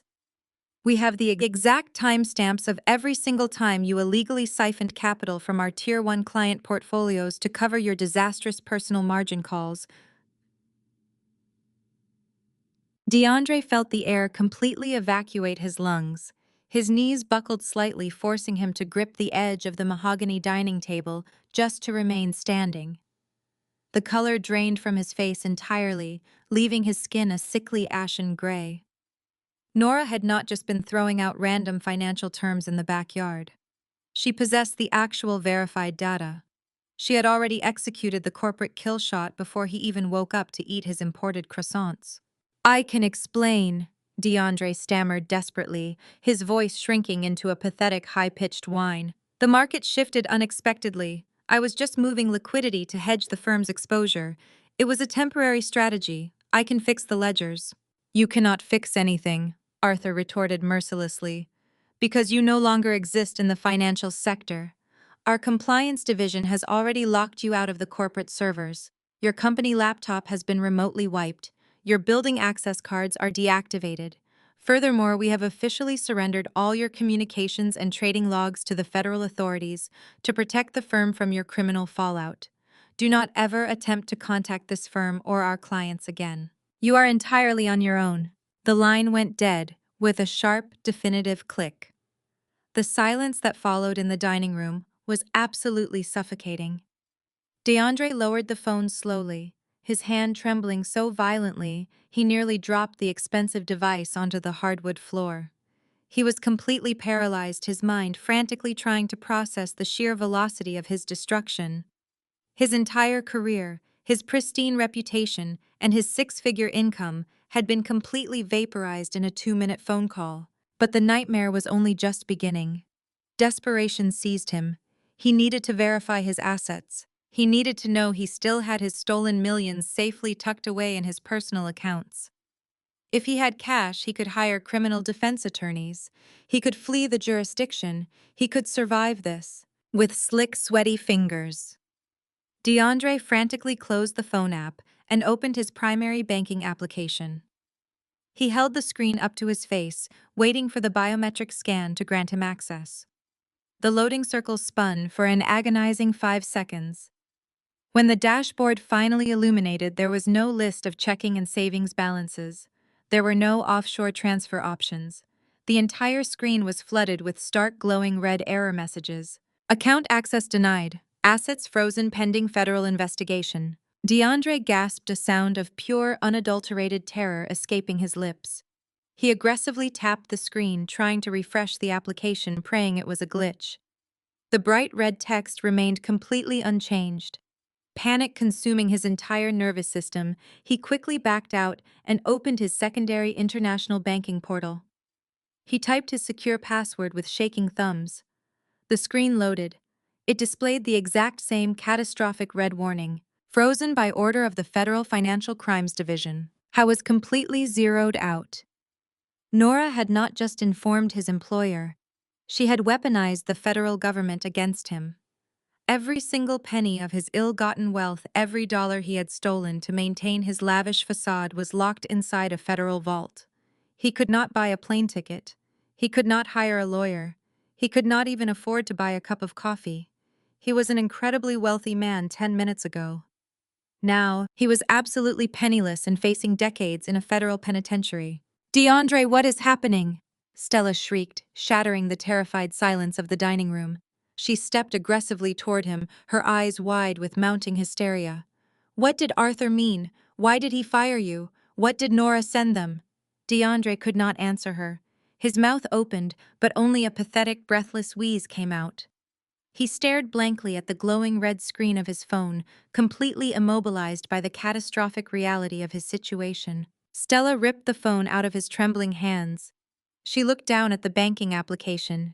She read the blazing red letters announcing the federal freeze on all their assets.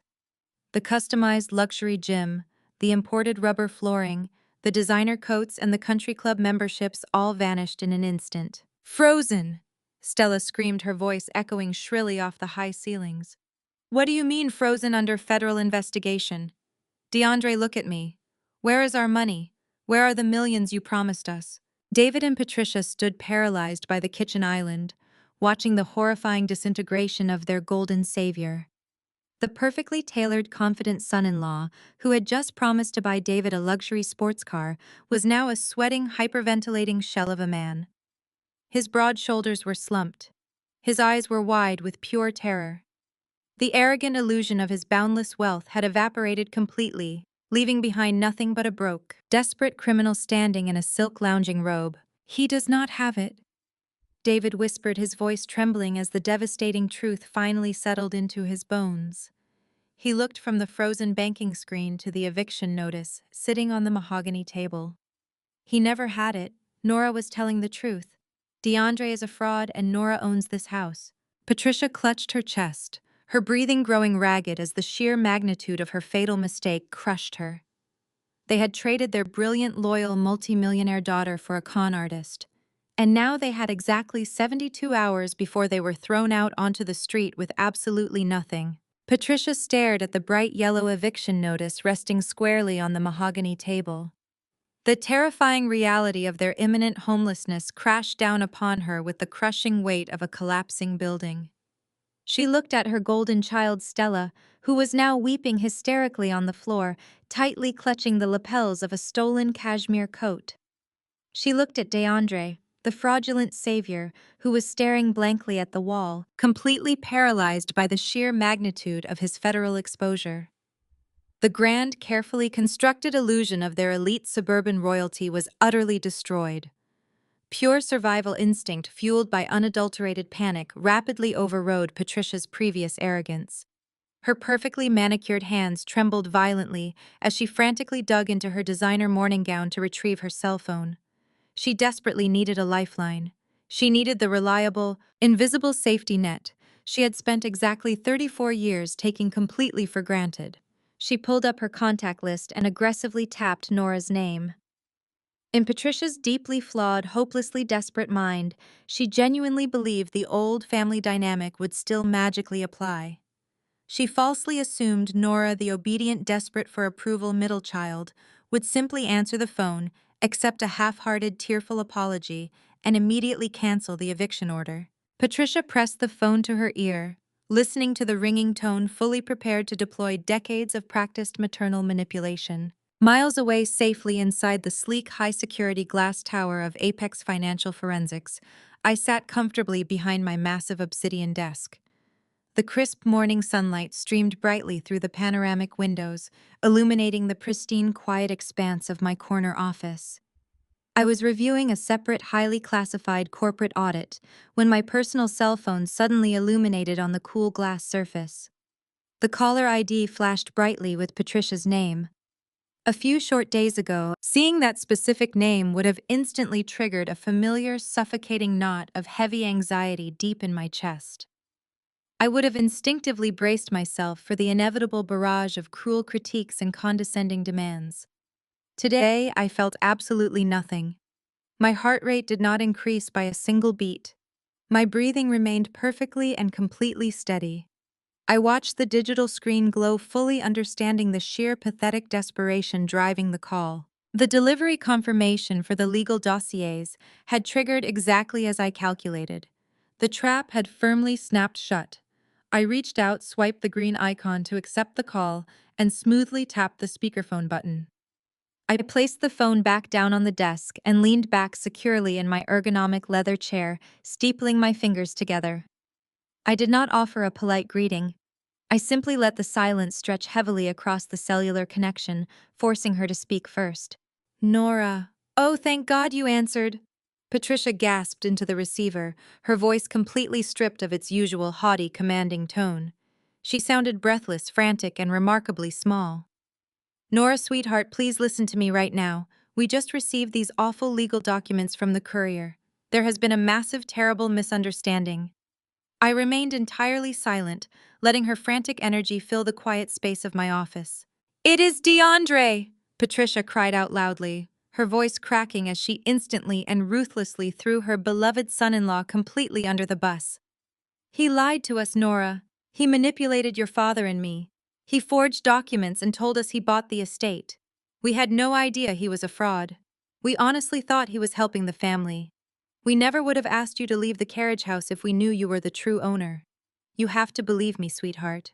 He completely brainwashed us into thinking you were a burden. He is an absolute monster. The sheer velocity of her profound betrayal was genuinely astonishing. Less than 24 hours ago, DeAndre was the brilliant savior of the family, and I was the pathetic, worthless dropout. Now, facing the absolute certainty of living on the streets, Patricia was completely willing to sacrifice him instantly to save herself. You cannot evict us, Nora. Patricia pleaded, her frantic words rapidly dissolving into loud theatrical sobs. This is our home.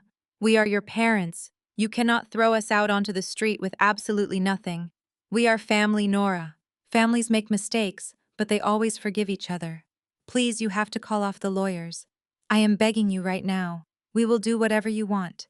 Just tell us what to do. Her desperate, weeping voice echoed hollowly off the soundproof glass walls of my corporate sanctuary. I listened to the pathetic performance with absolute surgical detachment. She was not crying because she actually regretted hurting me. She was not crying because she felt an ounce of remorse for leaving her sick 8-year-old granddaughter out in a violent winter storm.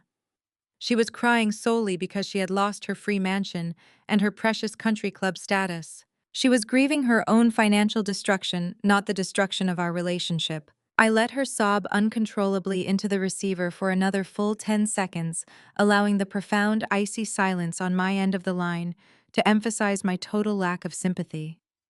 When I finally spoke, my voice was perfectly calibrated.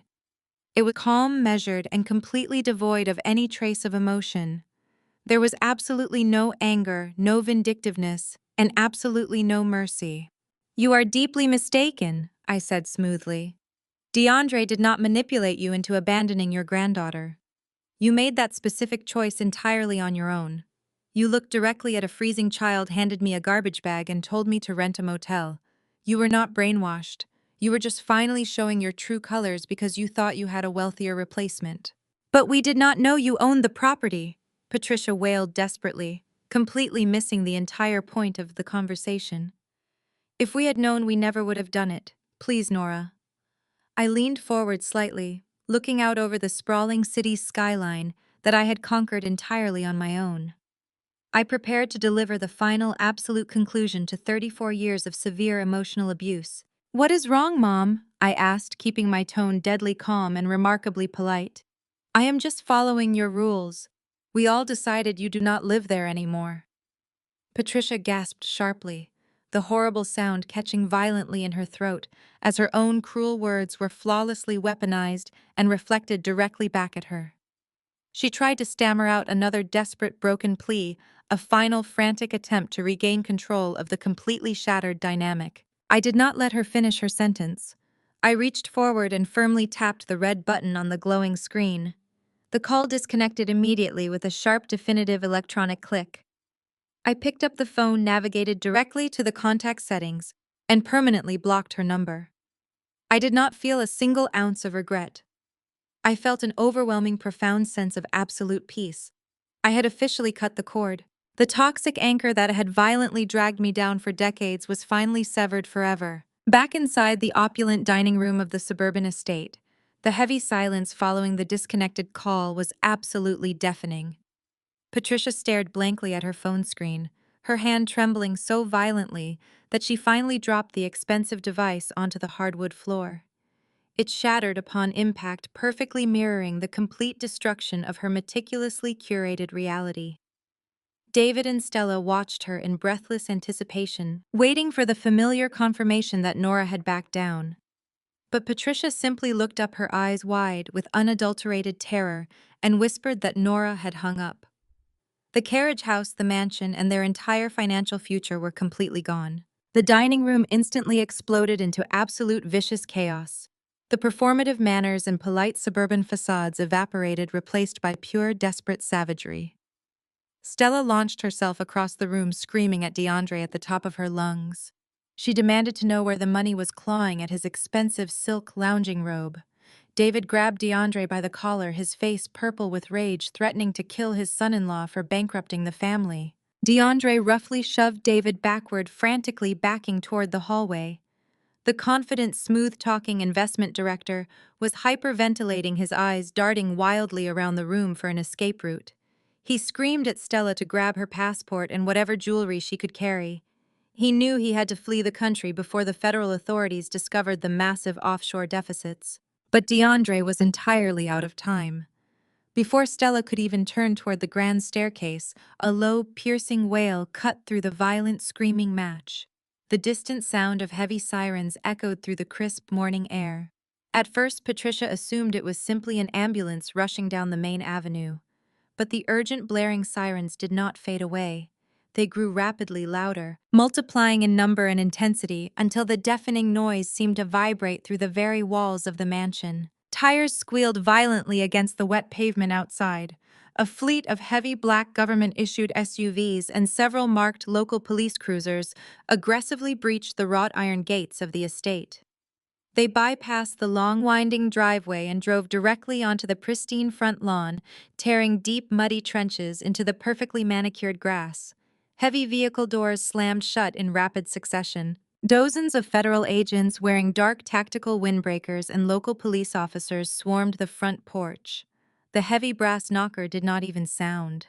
An agent aggressively pounded his fist against the solid oak door, demanding immediate entry. David stumbled backward, his bravado entirely crushed by the sheer display of overwhelming law enforcement. Before he could even reach the handle, the front door was thrust open. Federal agents flooded the grand foyer, their boots tracking mud across the expensive imported rugs. They moved with absolute terrifying precision, immediately securing the perimeter and blocking every possible exit. DeAndre bolted toward the glass patio doors in the kitchen, a pathetic, desperate attempt to escape through the backyard. He did not make it 3 steps. Two massive federal agents intercepted him, slamming his body aggressively against the stainless steel refrigerator. The impact rattled the expensive appliances. DeAndre gasped for air as they violently twisted his arms behind his back. The sharp, metallic click of heavy steel handcuffs, echoing through the kitchen, sounded like a definitive death knell for his entire fraudulent existence. An imposing federal investigator stepped into the dining room, holding a thick folder that looked exactly like the second dossier I had compiled just hours earlier. He looked at DeAndre with absolute contempt. He loudly read the federal arrest warrant, citing massive wire fraud, grand larceny, and severe corporate embezzlement. He listed the exact offshore account numbers and the stolen client funds. There was no ambiguity. The federal government possessed every single digital receipt, and DeAndre was going away for a very long time. The agents dragged DeAndre roughly through the main foyer and out the front door. This was not a quiet, discreet, white-collar arrest. This was a highly visible, incredibly aggressive public takedown. The deafening sirens and the massive police presence had drawn the attention of the entire exclusive neighborhood. The extremely wealthy elite neighbors, whom DeAndre had spent months trying to desperately impress, were now standing on their immaculate front lawns, watching the spectacular downfall unfold. Men in expensive golf attire and women holding designer coffee mugs whispered and pointed as the fraudulent investment director was paraded across his ruined lawn in handcuffs. DeAndre kept his head down, his face burning with absolute inescapable humiliation. I was being exposed as a cheap con artist in front of the very social circle he had fought so ruthlessly to infiltrate. Stella sprinted out the front door, completely hysterical. She was screaming, DeAndre's name crying uncontrollably as she chased after the federal agents. She was still wearing my stolen limited edition cashmere coat over her cheap sequined dress. In her frantic panic, her expensive high heels caught the edge of a deep tire rut in the mud. Stella tripped and fell hard onto the wet, ruined grass. The pristine camel-colored cashmere was instantly destroyed, soaked in thick, dark mud. She did not bother trying to get up. She collapsed entirely on the front lawn, weeping and thrashing her arms as the federal agents shoved her husband into the back of a heavily armored SUV. The vehicle doors slammed shut, sealing DeAndre's fate forever. Patricia and David stood paralyzed on the grand front porch, watching the terrifying scene unfold in slow motion. The flashing red and blue lights illuminated their pale, horrified faces. The reality check they were experiencing was absolutely brutal and completely unforgiving. The beautiful, opulent life they thought they had secured was nothing but an elaborate, devastating mirage. Their golden child, the daughter they had always protected and elevated above all else, was currently sobbing in the mud, her life permanently shattered. The wealthy son-in-law they had worshipped and praised as their ultimate savior was a ruthless criminal who had just destroyed their remaining reputation. The harsh, bitter truth finally crashed down upon them, crushing the last remnants of their profound arrogance. They had actively chosen this fraudulent criminal over their own blood. They had looked at an 8-year-old child freezing in the rain and locked the door to appease a liar. They had possessed an incredibly successful, fiercely loyal billionaire daughter who had secretly paid their mortgage for 5 years just to keep them safe. But because of their bottomless greed, their toxic favoritism, and their absolute refusal to appreciate my silent sacrifices, they had violently thrown me away. Patricia leaned heavily against the wooden pillars of the porch, clutching her chest as a massive panic attack took hold. David stared blankly at the departing police cruisers, the heavy eviction notice still resting on the dining room table behind him. They had exactly 72 hours before they would be forcefully thrown out onto the street with absolutely zero money, zero assets, and zero social standing. They had traded their only loyal daughter for a fleeting illusion, and now they were going to pay the ultimate terrifying price. Exactly 72 hours later, the definitive deadline arrived with merciless precision. The Tuesday morning air was biting, but the sky was brutally clear. At precisely 8 o'clock, the heavy wrought iron gates of the estate swung open for the absolute last time under my family's occupancy. I did not attend the eviction in person. I was sitting comfortably in my pristine corporate office watching a live, encrypted video feed securely transmitted from the tactical body cameras worn by my private security detail.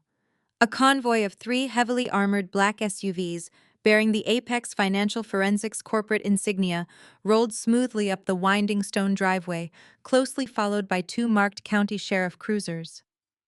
The sheer visual impact of the highly coordinated enforcement team was staggering.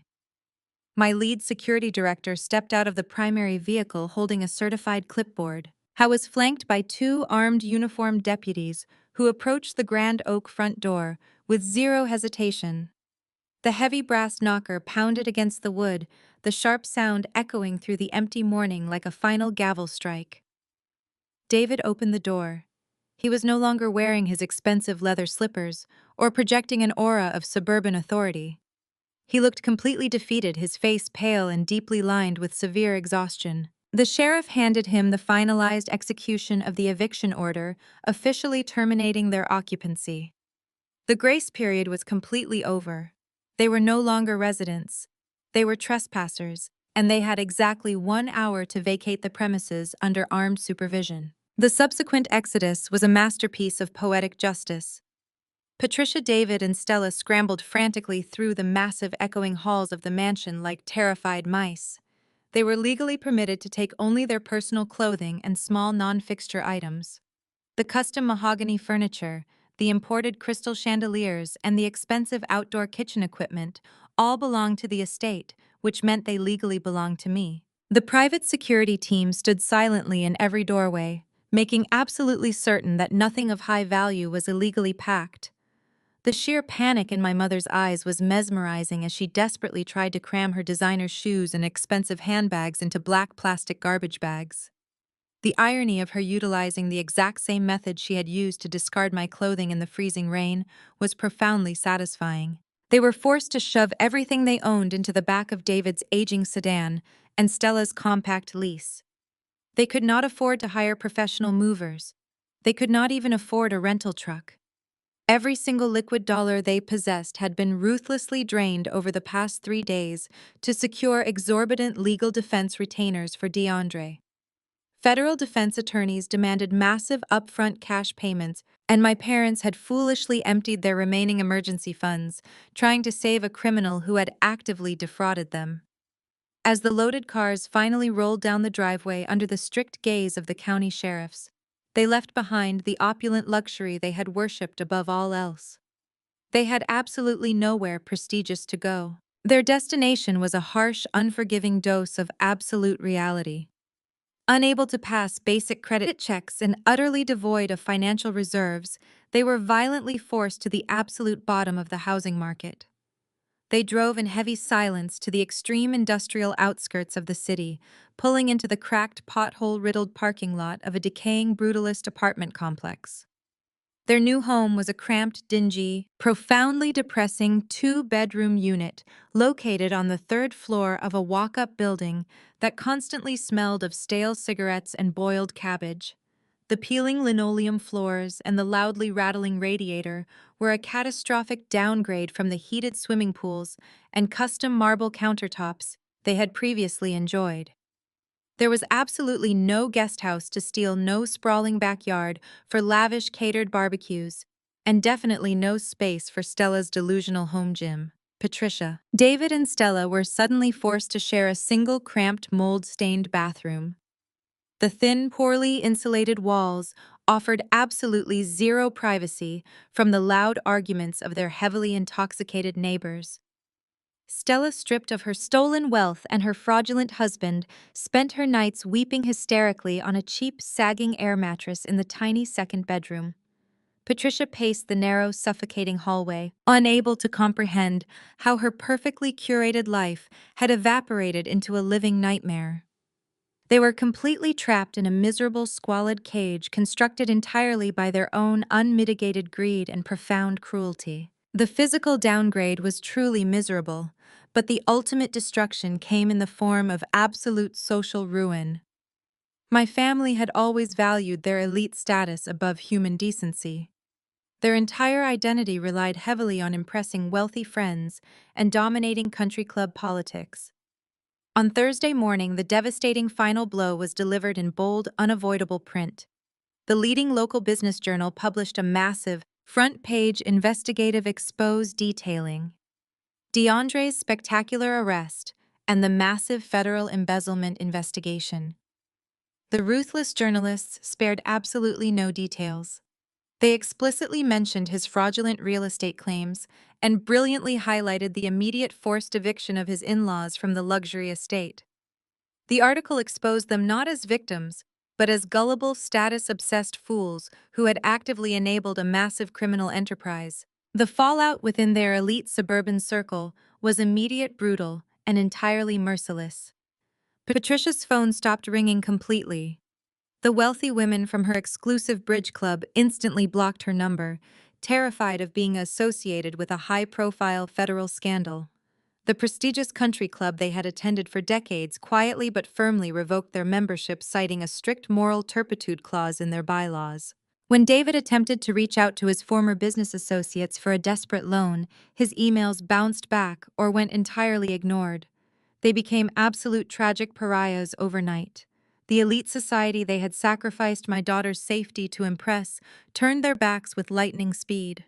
They were totally isolated, financially ruined, and publicly humiliated, drowning forever in a toxic, inescapable swamp of their own making. The sale of the estate was not an emotional process. I felt absolutely zero sentimental attachment to the sprawling suburban mansion or the carriage house out back. Every single square foot of that property was thoroughly contaminated by echoes of my parents' boundless entitlement and my sister's insufferable vanity. I wanted it gone immediately. I contacted a top-tier commercial real estate broker who specialized in high-value land acquisitions. I instructed him to list the entire property as a prime development opportunity rather than a residential home. Because the estate sat on highly coveted, heavily zoned suburban acreage, the interest was instantaneous and incredibly aggressive. A massive commercial developer swooped in within 48 hours, intending to completely demolish the mansion to construct a sprawling, exclusive luxury wellness retreat. They initiated a fierce bid war against a rival firm. Within exactly 1 week, the property sold for a staggering 30% above my original asking price. The commercial developer wired the funds in a single massive transaction. There were no mortgages, no contingencies, and no lingering ties. The entire transaction was handled with absolute clinical efficiency. I signed the final closing documents from the comfort of my secure corporate office, using a single stroke of my pen to permanently erase the physical manifestation of my family's dark, twisted legacy. The house where they had laughed at my daughter's suffering was scheduled to be crushed into dust by heavy machinery. With the massive influx of liquid capital directly hitting my private accounts, I shifted my focus entirely to our future. I did not want to live in another pretentious suburban neighborhood filled with status-obsessed socialites. I wanted absolute tranquility, untouchable privacy, and impenetrable security. I found our perfect sanctuary nestled deep within the heavily wooded hills overlooking the valley. It was a stunning, ultra-modern architectural masterpiece constructed of reinforced glass, steel, and natural stone. The property sat at the very end of a private winding road completely hidden from public view by towering ancient pine trees. It featured a massive, beautiful private garden enclosed by natural rock formations and high-security fencing. It was a fortress of solitude and pristine beauty. My primary focus during the purchase was completely eliminating the trauma of the past. The terrifying memory of Lily turning blue in the freezing rain drove my absolute obsession with her physical comfort. I hired a team of elite environmental engineers to completely overhaul the home's infrastructure. They installed a state-of-the-art multi-zone radiant heating system beneath every single floorboard in the entire house. I integrated a hospital-grade air filtration network specifically designed to protect and strengthen Lily's recovering lungs. The ambient temperature could be controlled down to the exact decimal from an encrypted application on my phone. Furthermore, I fortified the property with an aggressive security grid. I installed biometric entry scanners at every access point, shatterproof windows, and a perimeter surveillance system monitored around the clock by my own corporate security personnel. Lily would never ever be locked out in the cold again. In fact, her own thumbprint was programmed as the master key for the front door. She had absolute undeniable access to her home. I designed Lily's bedroom to be a wonderland of comfort. It featured a custom-heated window seat where she could watch the winter storms without ever feeling a chill, and walls painted in bright, joyful colors that she picked out herself. Moving into the new house was a profound, life-altering experience. For the first time in my 34 years of existence, my living space was entirely my own. When we finally unpacked our bags, the stark contrast between our old life and our new reality was breathtaking. The heavy, suffocating atmosphere of the old estate was completely gone. The air inside our new home felt incredibly light, fresh, and exceptionally breathable. There was no more walking on eggshells. I did not have to listen anxiously for Patricia's sharp, criticizing footsteps approaching the driveway. I did not have to brace my daughter for David's cold, condescending remarks, or Stella's cruel, jealous glares. The persistent low-level anxiety that had haunted my entire adult life simply evaporated into the warm air of our sprawling living room. Lily's transformation in this new environment was nothing short of miraculous. Released from the oppressive, toxic shadow of her grandparents, she blossomed rapidly. Her natural, vibrant energy returned in full force. She spent her afternoons painting bright, colorful pictures in our sunlit living spaces and running freely through her sprawling private garden, without fear of being scolded for making too much noise or taking up too much space. She no longer had to endure being treated as a secondary citizen or a disposable burden. She was the absolute center of my universe, and the home reflected her supreme importance in every single detail. We built new, healthy traditions entirely on our own terms. We spent our Sunday mornings cooking breakfast together in our massive chef's kitchen, filling the house with the smell of warm pastries instead of the bitter stench of family resentment. We spent our evenings curled up on the oversized sofa in front of the roaring stone fireplace, reading books and planning our future vacations. There were no more cruel comparisons to an imaginary golden child. There were no more manipulative family meetings designed to strip away our dignity. The chaotic, vicious noise of my previous life had been permanently muted, replaced by the gentle rustling of the pine trees outside our reinforced windows. We were completely insulated from the financial ruin and the public disgrace currently consuming Patricia, David, and Stella in their cramped, dingy apartment across the city. They were fighting for scraps in a prison of their own making, while we were thriving in an impregnable sanctuary of warmth and love. I had successfully transformed the most terrifying night of my life into the ultimate catalyst for our absolute freedom. Peace is the ultimate luxury, and I had finally purchased it in full. It had been exactly 6 months since the glorious morning the eviction notice was served, and my toxic relatives were forcefully removed from the estate. Life had settled into a beautiful, uninterrupted, and highly secure rhythm. Then, on a crisp Tuesday afternoon, the advanced perimeter alarms of my property triggered a silent blinking alert on my secure command console. I paused my financial analysis, pulled up the high-definition security feed on my main office monitor, and zoomed in on the primary gate. Standing at the heavily fortified steel entrance was my father, David. The visual transformation was absolutely staggering. He looked completely unrecognizable from the arrogant, commanding suburban patriarch he used to be. The tailored Italian suits, the expensive leather loafers, and the smug aura of unearned superiority had been entirely stripped away by 6 months of grinding poverty. He wore a faded, ill-fitting jacket that looked like it came from a discount bin, and his shoulders hunched with the heavy, inescapable weight of his total financial ruin. In his trembling hands, he held a pathetic wilted bouquet of cheap grocery store flowers, the kind wrapped in crinkling, transparent plastic. He was aggressively pressing the intercom button, shifting his weight nervously from side to side on the asphalt. The towering steel gates remained completely unresponsive. He began pleading with the armed security guard stationed inside the reinforced bulletproof gatehouse. Through the high-fidelity audio feed, I could hear him frantically waving his hands, gesturing to the sad flowers, and begging the guard to just let him speak to his daughter. He claimed it was a family emergency. He claimed he just wanted to apologize and see his beautiful granddaughter. He looked remarkably small, desperately frantic, and utterly broken. I sat comfortably in my plush leather executive chair, sipping my hot tea, and watched the high-definition surveillance feed in absolute profound silence. A year ago, seeing my father in such a pathetic, desperate state might have triggered a deeply ingrained toxic sense of filial duty. I might have rushed to open the gate, listened to his manipulative, weeping apologies, and foolishly allowed him to drain my resources all over again just to save his own skin. But today, staring directly at the high-resolution monitor, I felt absolutely nothing. There was zero pity in my chest. There was no lingering guilt, no hesitation, and no sudden urge to offer a rescue line. I simply saw a stranger who had actively participated in nearly killing my innocent child. I leaned forward, my face perfectly calm, and pressed the illuminated intercom button that connected directly to my lead security officer's encrypted earpiece. My voice was cool, steady, and entirely merciless. I instructed the guard to inform the trespasser that no one by the name of daughter lived at this address.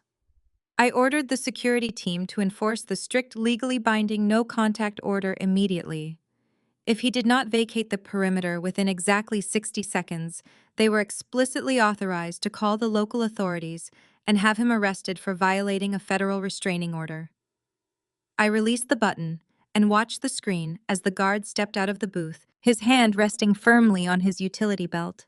He delivered my message without a shred of sympathy. David dropped the wilted flowers directly onto the cold pavement. His shoulders slumped in total agonizing defeat, and he slowly dragged himself back to an incredibly rusted, dented sedan parked illegally on the shoulder of the road. I did not watch him drive away. I simply closed the security application with a single click and calmly returned to my work. I turned my chair away from the glowing monitors and looked out the massive panoramic window of my home office. The afternoon sun bathed the private, heavily secured garden in a warm, golden light. Lily was out there laughing joyfully as she chased a bright yellow butterfly across the pristine, heated patio stones. Her cheeks were flushed with vibrant health, and her breathing was perfectly deep, strong, and exceptionally clear. Seeing her so incredibly happy and completely secure validated every single ruthless, calculating decision I had made over the past 6 months. The total annihilation of my family's financial and social standing was never an act of petty vengeance. It was a mandatory structural demolition of a highly toxic, dangerous environment. I sat in the quiet comfort of my office and reflected on the decades of severe emotional abuse I had endured. I thought about the constant belittlement, the cruel comparisons to Stella, and my own desperate, pathetic yearning for my parents' basic approval. I had wasted so much of my precious life trying to prove my worth to people who were fundamentally incapable of recognizing human value unless it came with a massive price tag and an elite country club membership. I had endured their cruelty in absolute silence, foolishly believing that my silent endurance and secret financial generosity would eventually earn their genuine love. But the truth was profoundly simple and incredibly harsh. Their love was a complete illusion. It was a transactional commodity traded only to the highest bidder. My wealth, hidden and aggressively secured, had ultimately been my ultimate shield, allowing me to sever the diseased branches of my family tree permanently before the rot could infect my beautiful daughter. Watching Lily twirl happily in the radiant sunlight, the ultimate undeniable lesson of this entire ordeal crystallized perfectly in my mind. Society aggressively pushes the dangerous, highly toxic narrative that blood is thicker than water. We are constantly conditioned to forgive our abusers simply because we happen to share the same DNA. But genetics do not create a family. A shared last name does not give someone the right to manipulate your kindness ruthlessly, exploit your resources, or casually jeopardize the physical safety of your children. Real family is built entirely on a foundation of mutual respect, unwavering protection, and unconditional support. Real family holds an umbrella over your head when the brutal storm hits. They do not kick your clothes into the muddy pavement, lock the heavy oak door, and leave a shivering 8-year-old girl to freeze in the rain just so a fraudulent son-in-law can build a luxury home gym. I had spent my entire adult life desperately trying to fit into a pristine family portrait where I was never truly wanted. By burning that fake portrait to the ground, I finally created the space to paint a masterpiece of my own. I smiled a genuine, completely peaceful smile and tapped my fingers gently against the glass of the window. Lily looked up, waved excitedly with both hands, and blew me a giant kiss from the garden. The war was officially over. I had won the only prize that actually mattered, and I would never let anyone take it away from me. The months that followed our relocation cemented that victory into a permanent, unshakable reality. Apex Financial Forensics did not just continue to operate, it absolutely skyrocketed to unprecedented new heights of global success. The highly publicized, spectacular implosion of DeAndre's embezzlement ring sent a massive shockwave through the entire international financial sector. Corporate boards across the country realized that standard audits were completely insufficient to catch sophisticated predators operating within their own ranks. They wanted the exact firm that had ruthlessly exposed the fraud. They wanted Apex. My exclusive client roster tripled within a single quarter, bringing in massive revenue streams that completely dwarfed my previous already substantial earnings. But I did not just use that immense capital to amass more personal wealth or acquire more luxury real estate. The devastating experience with my own family had exposed a profound, glaring gap in the justice system. I officially launched a massive, fully funded pro bono division within my corporate headquarters. I hired a specialized task force of elite investigators and aggressive litigators dedicated entirely to helping vulnerable individuals who had been financially exploited by their own relatives. We dismantled predatory guardianships that trapped the elderly. We exposed toxic spouses who were aggressively hiding marital assets in offshore accounts. We tracked down and recovered stolen inheritances for victims who had been heavily gaslit and stripped of their resources by the people they trusted most. Helping other people reclaim their stolen autonomy and financial freedom became the most profoundly rewarding work of my entire career. I turned my personal trauma into a weapon of mass protection for others. My personal life transformed just as radically as my corporate portfolio. The sterile, highly performative dinners my parents used to host were completely replaced by vibrant, authentic gatherings in my own home. I surrounded myself with genuine friends who celebrated my fierce independence instead of feeling deeply threatened by it. We hosted loud, joyful weekend barbecues on my secure patio, filling the warm evening air with real laughter, delicious food, and absolute honesty. There were no hidden agendas at my dining table. There were no toxic comparisons to a golden child, and absolutely no conditional affection based on social status. Lily thrived in this incredibly vibrant, supportive community. She grew into a confident, deeply empathetic child who knew exactly what it felt like to be completely and unconditionally loved. The dark shadows of the carriage house were entirely erased from her memory. As I watched her thrive, the final lingering shadows of societal guilt completely evaporated from my mind. The world constantly pushes a highly dangerous, manipulative narrative about familial obligation. We are relentlessly conditioned to believe that we must forgive our abusers simply because we share a bloodline. People love to preach that cutting out your parents is an act of extreme cruelty, a harsh overreaction that you will inevitably regret when they are gone. I categorically reject that dangerous philosophy. Walking away from my mother, my father, and my sister was not an act of cruelty. It was the absolute highest, purest form of self-love. It was the ultimate execution of my maternal duty to protect my innocent child from a lifetime of emotional manipulation. I did not owe them a single ounce of my peace just because they gave me life. They proved that they were entirely willing to sacrifice my daughter's physical safety to maintain a pathetic illusion of suburban grandeur. By locking my door and completely severing the connection, I broke a toxic generational cycle of abuse permanently.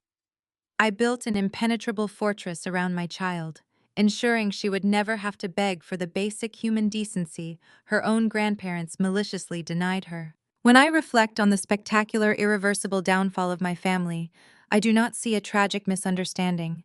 I see the absolute flawless execution of pure karma. They were handed an incredible gift by the universe. For 5 entire years, they lived in a multi-million-dollar estate, completely free of charge, protected by an invisible benefactor who quietly paid their massive debts and kept the bank at bay. If they had simply shown a microscopic shred of kindness, if they had just opened the door and offered my freezing daughter a warm blanket and a cup of tea, they would have spent the rest of their lives living in absolute luxury.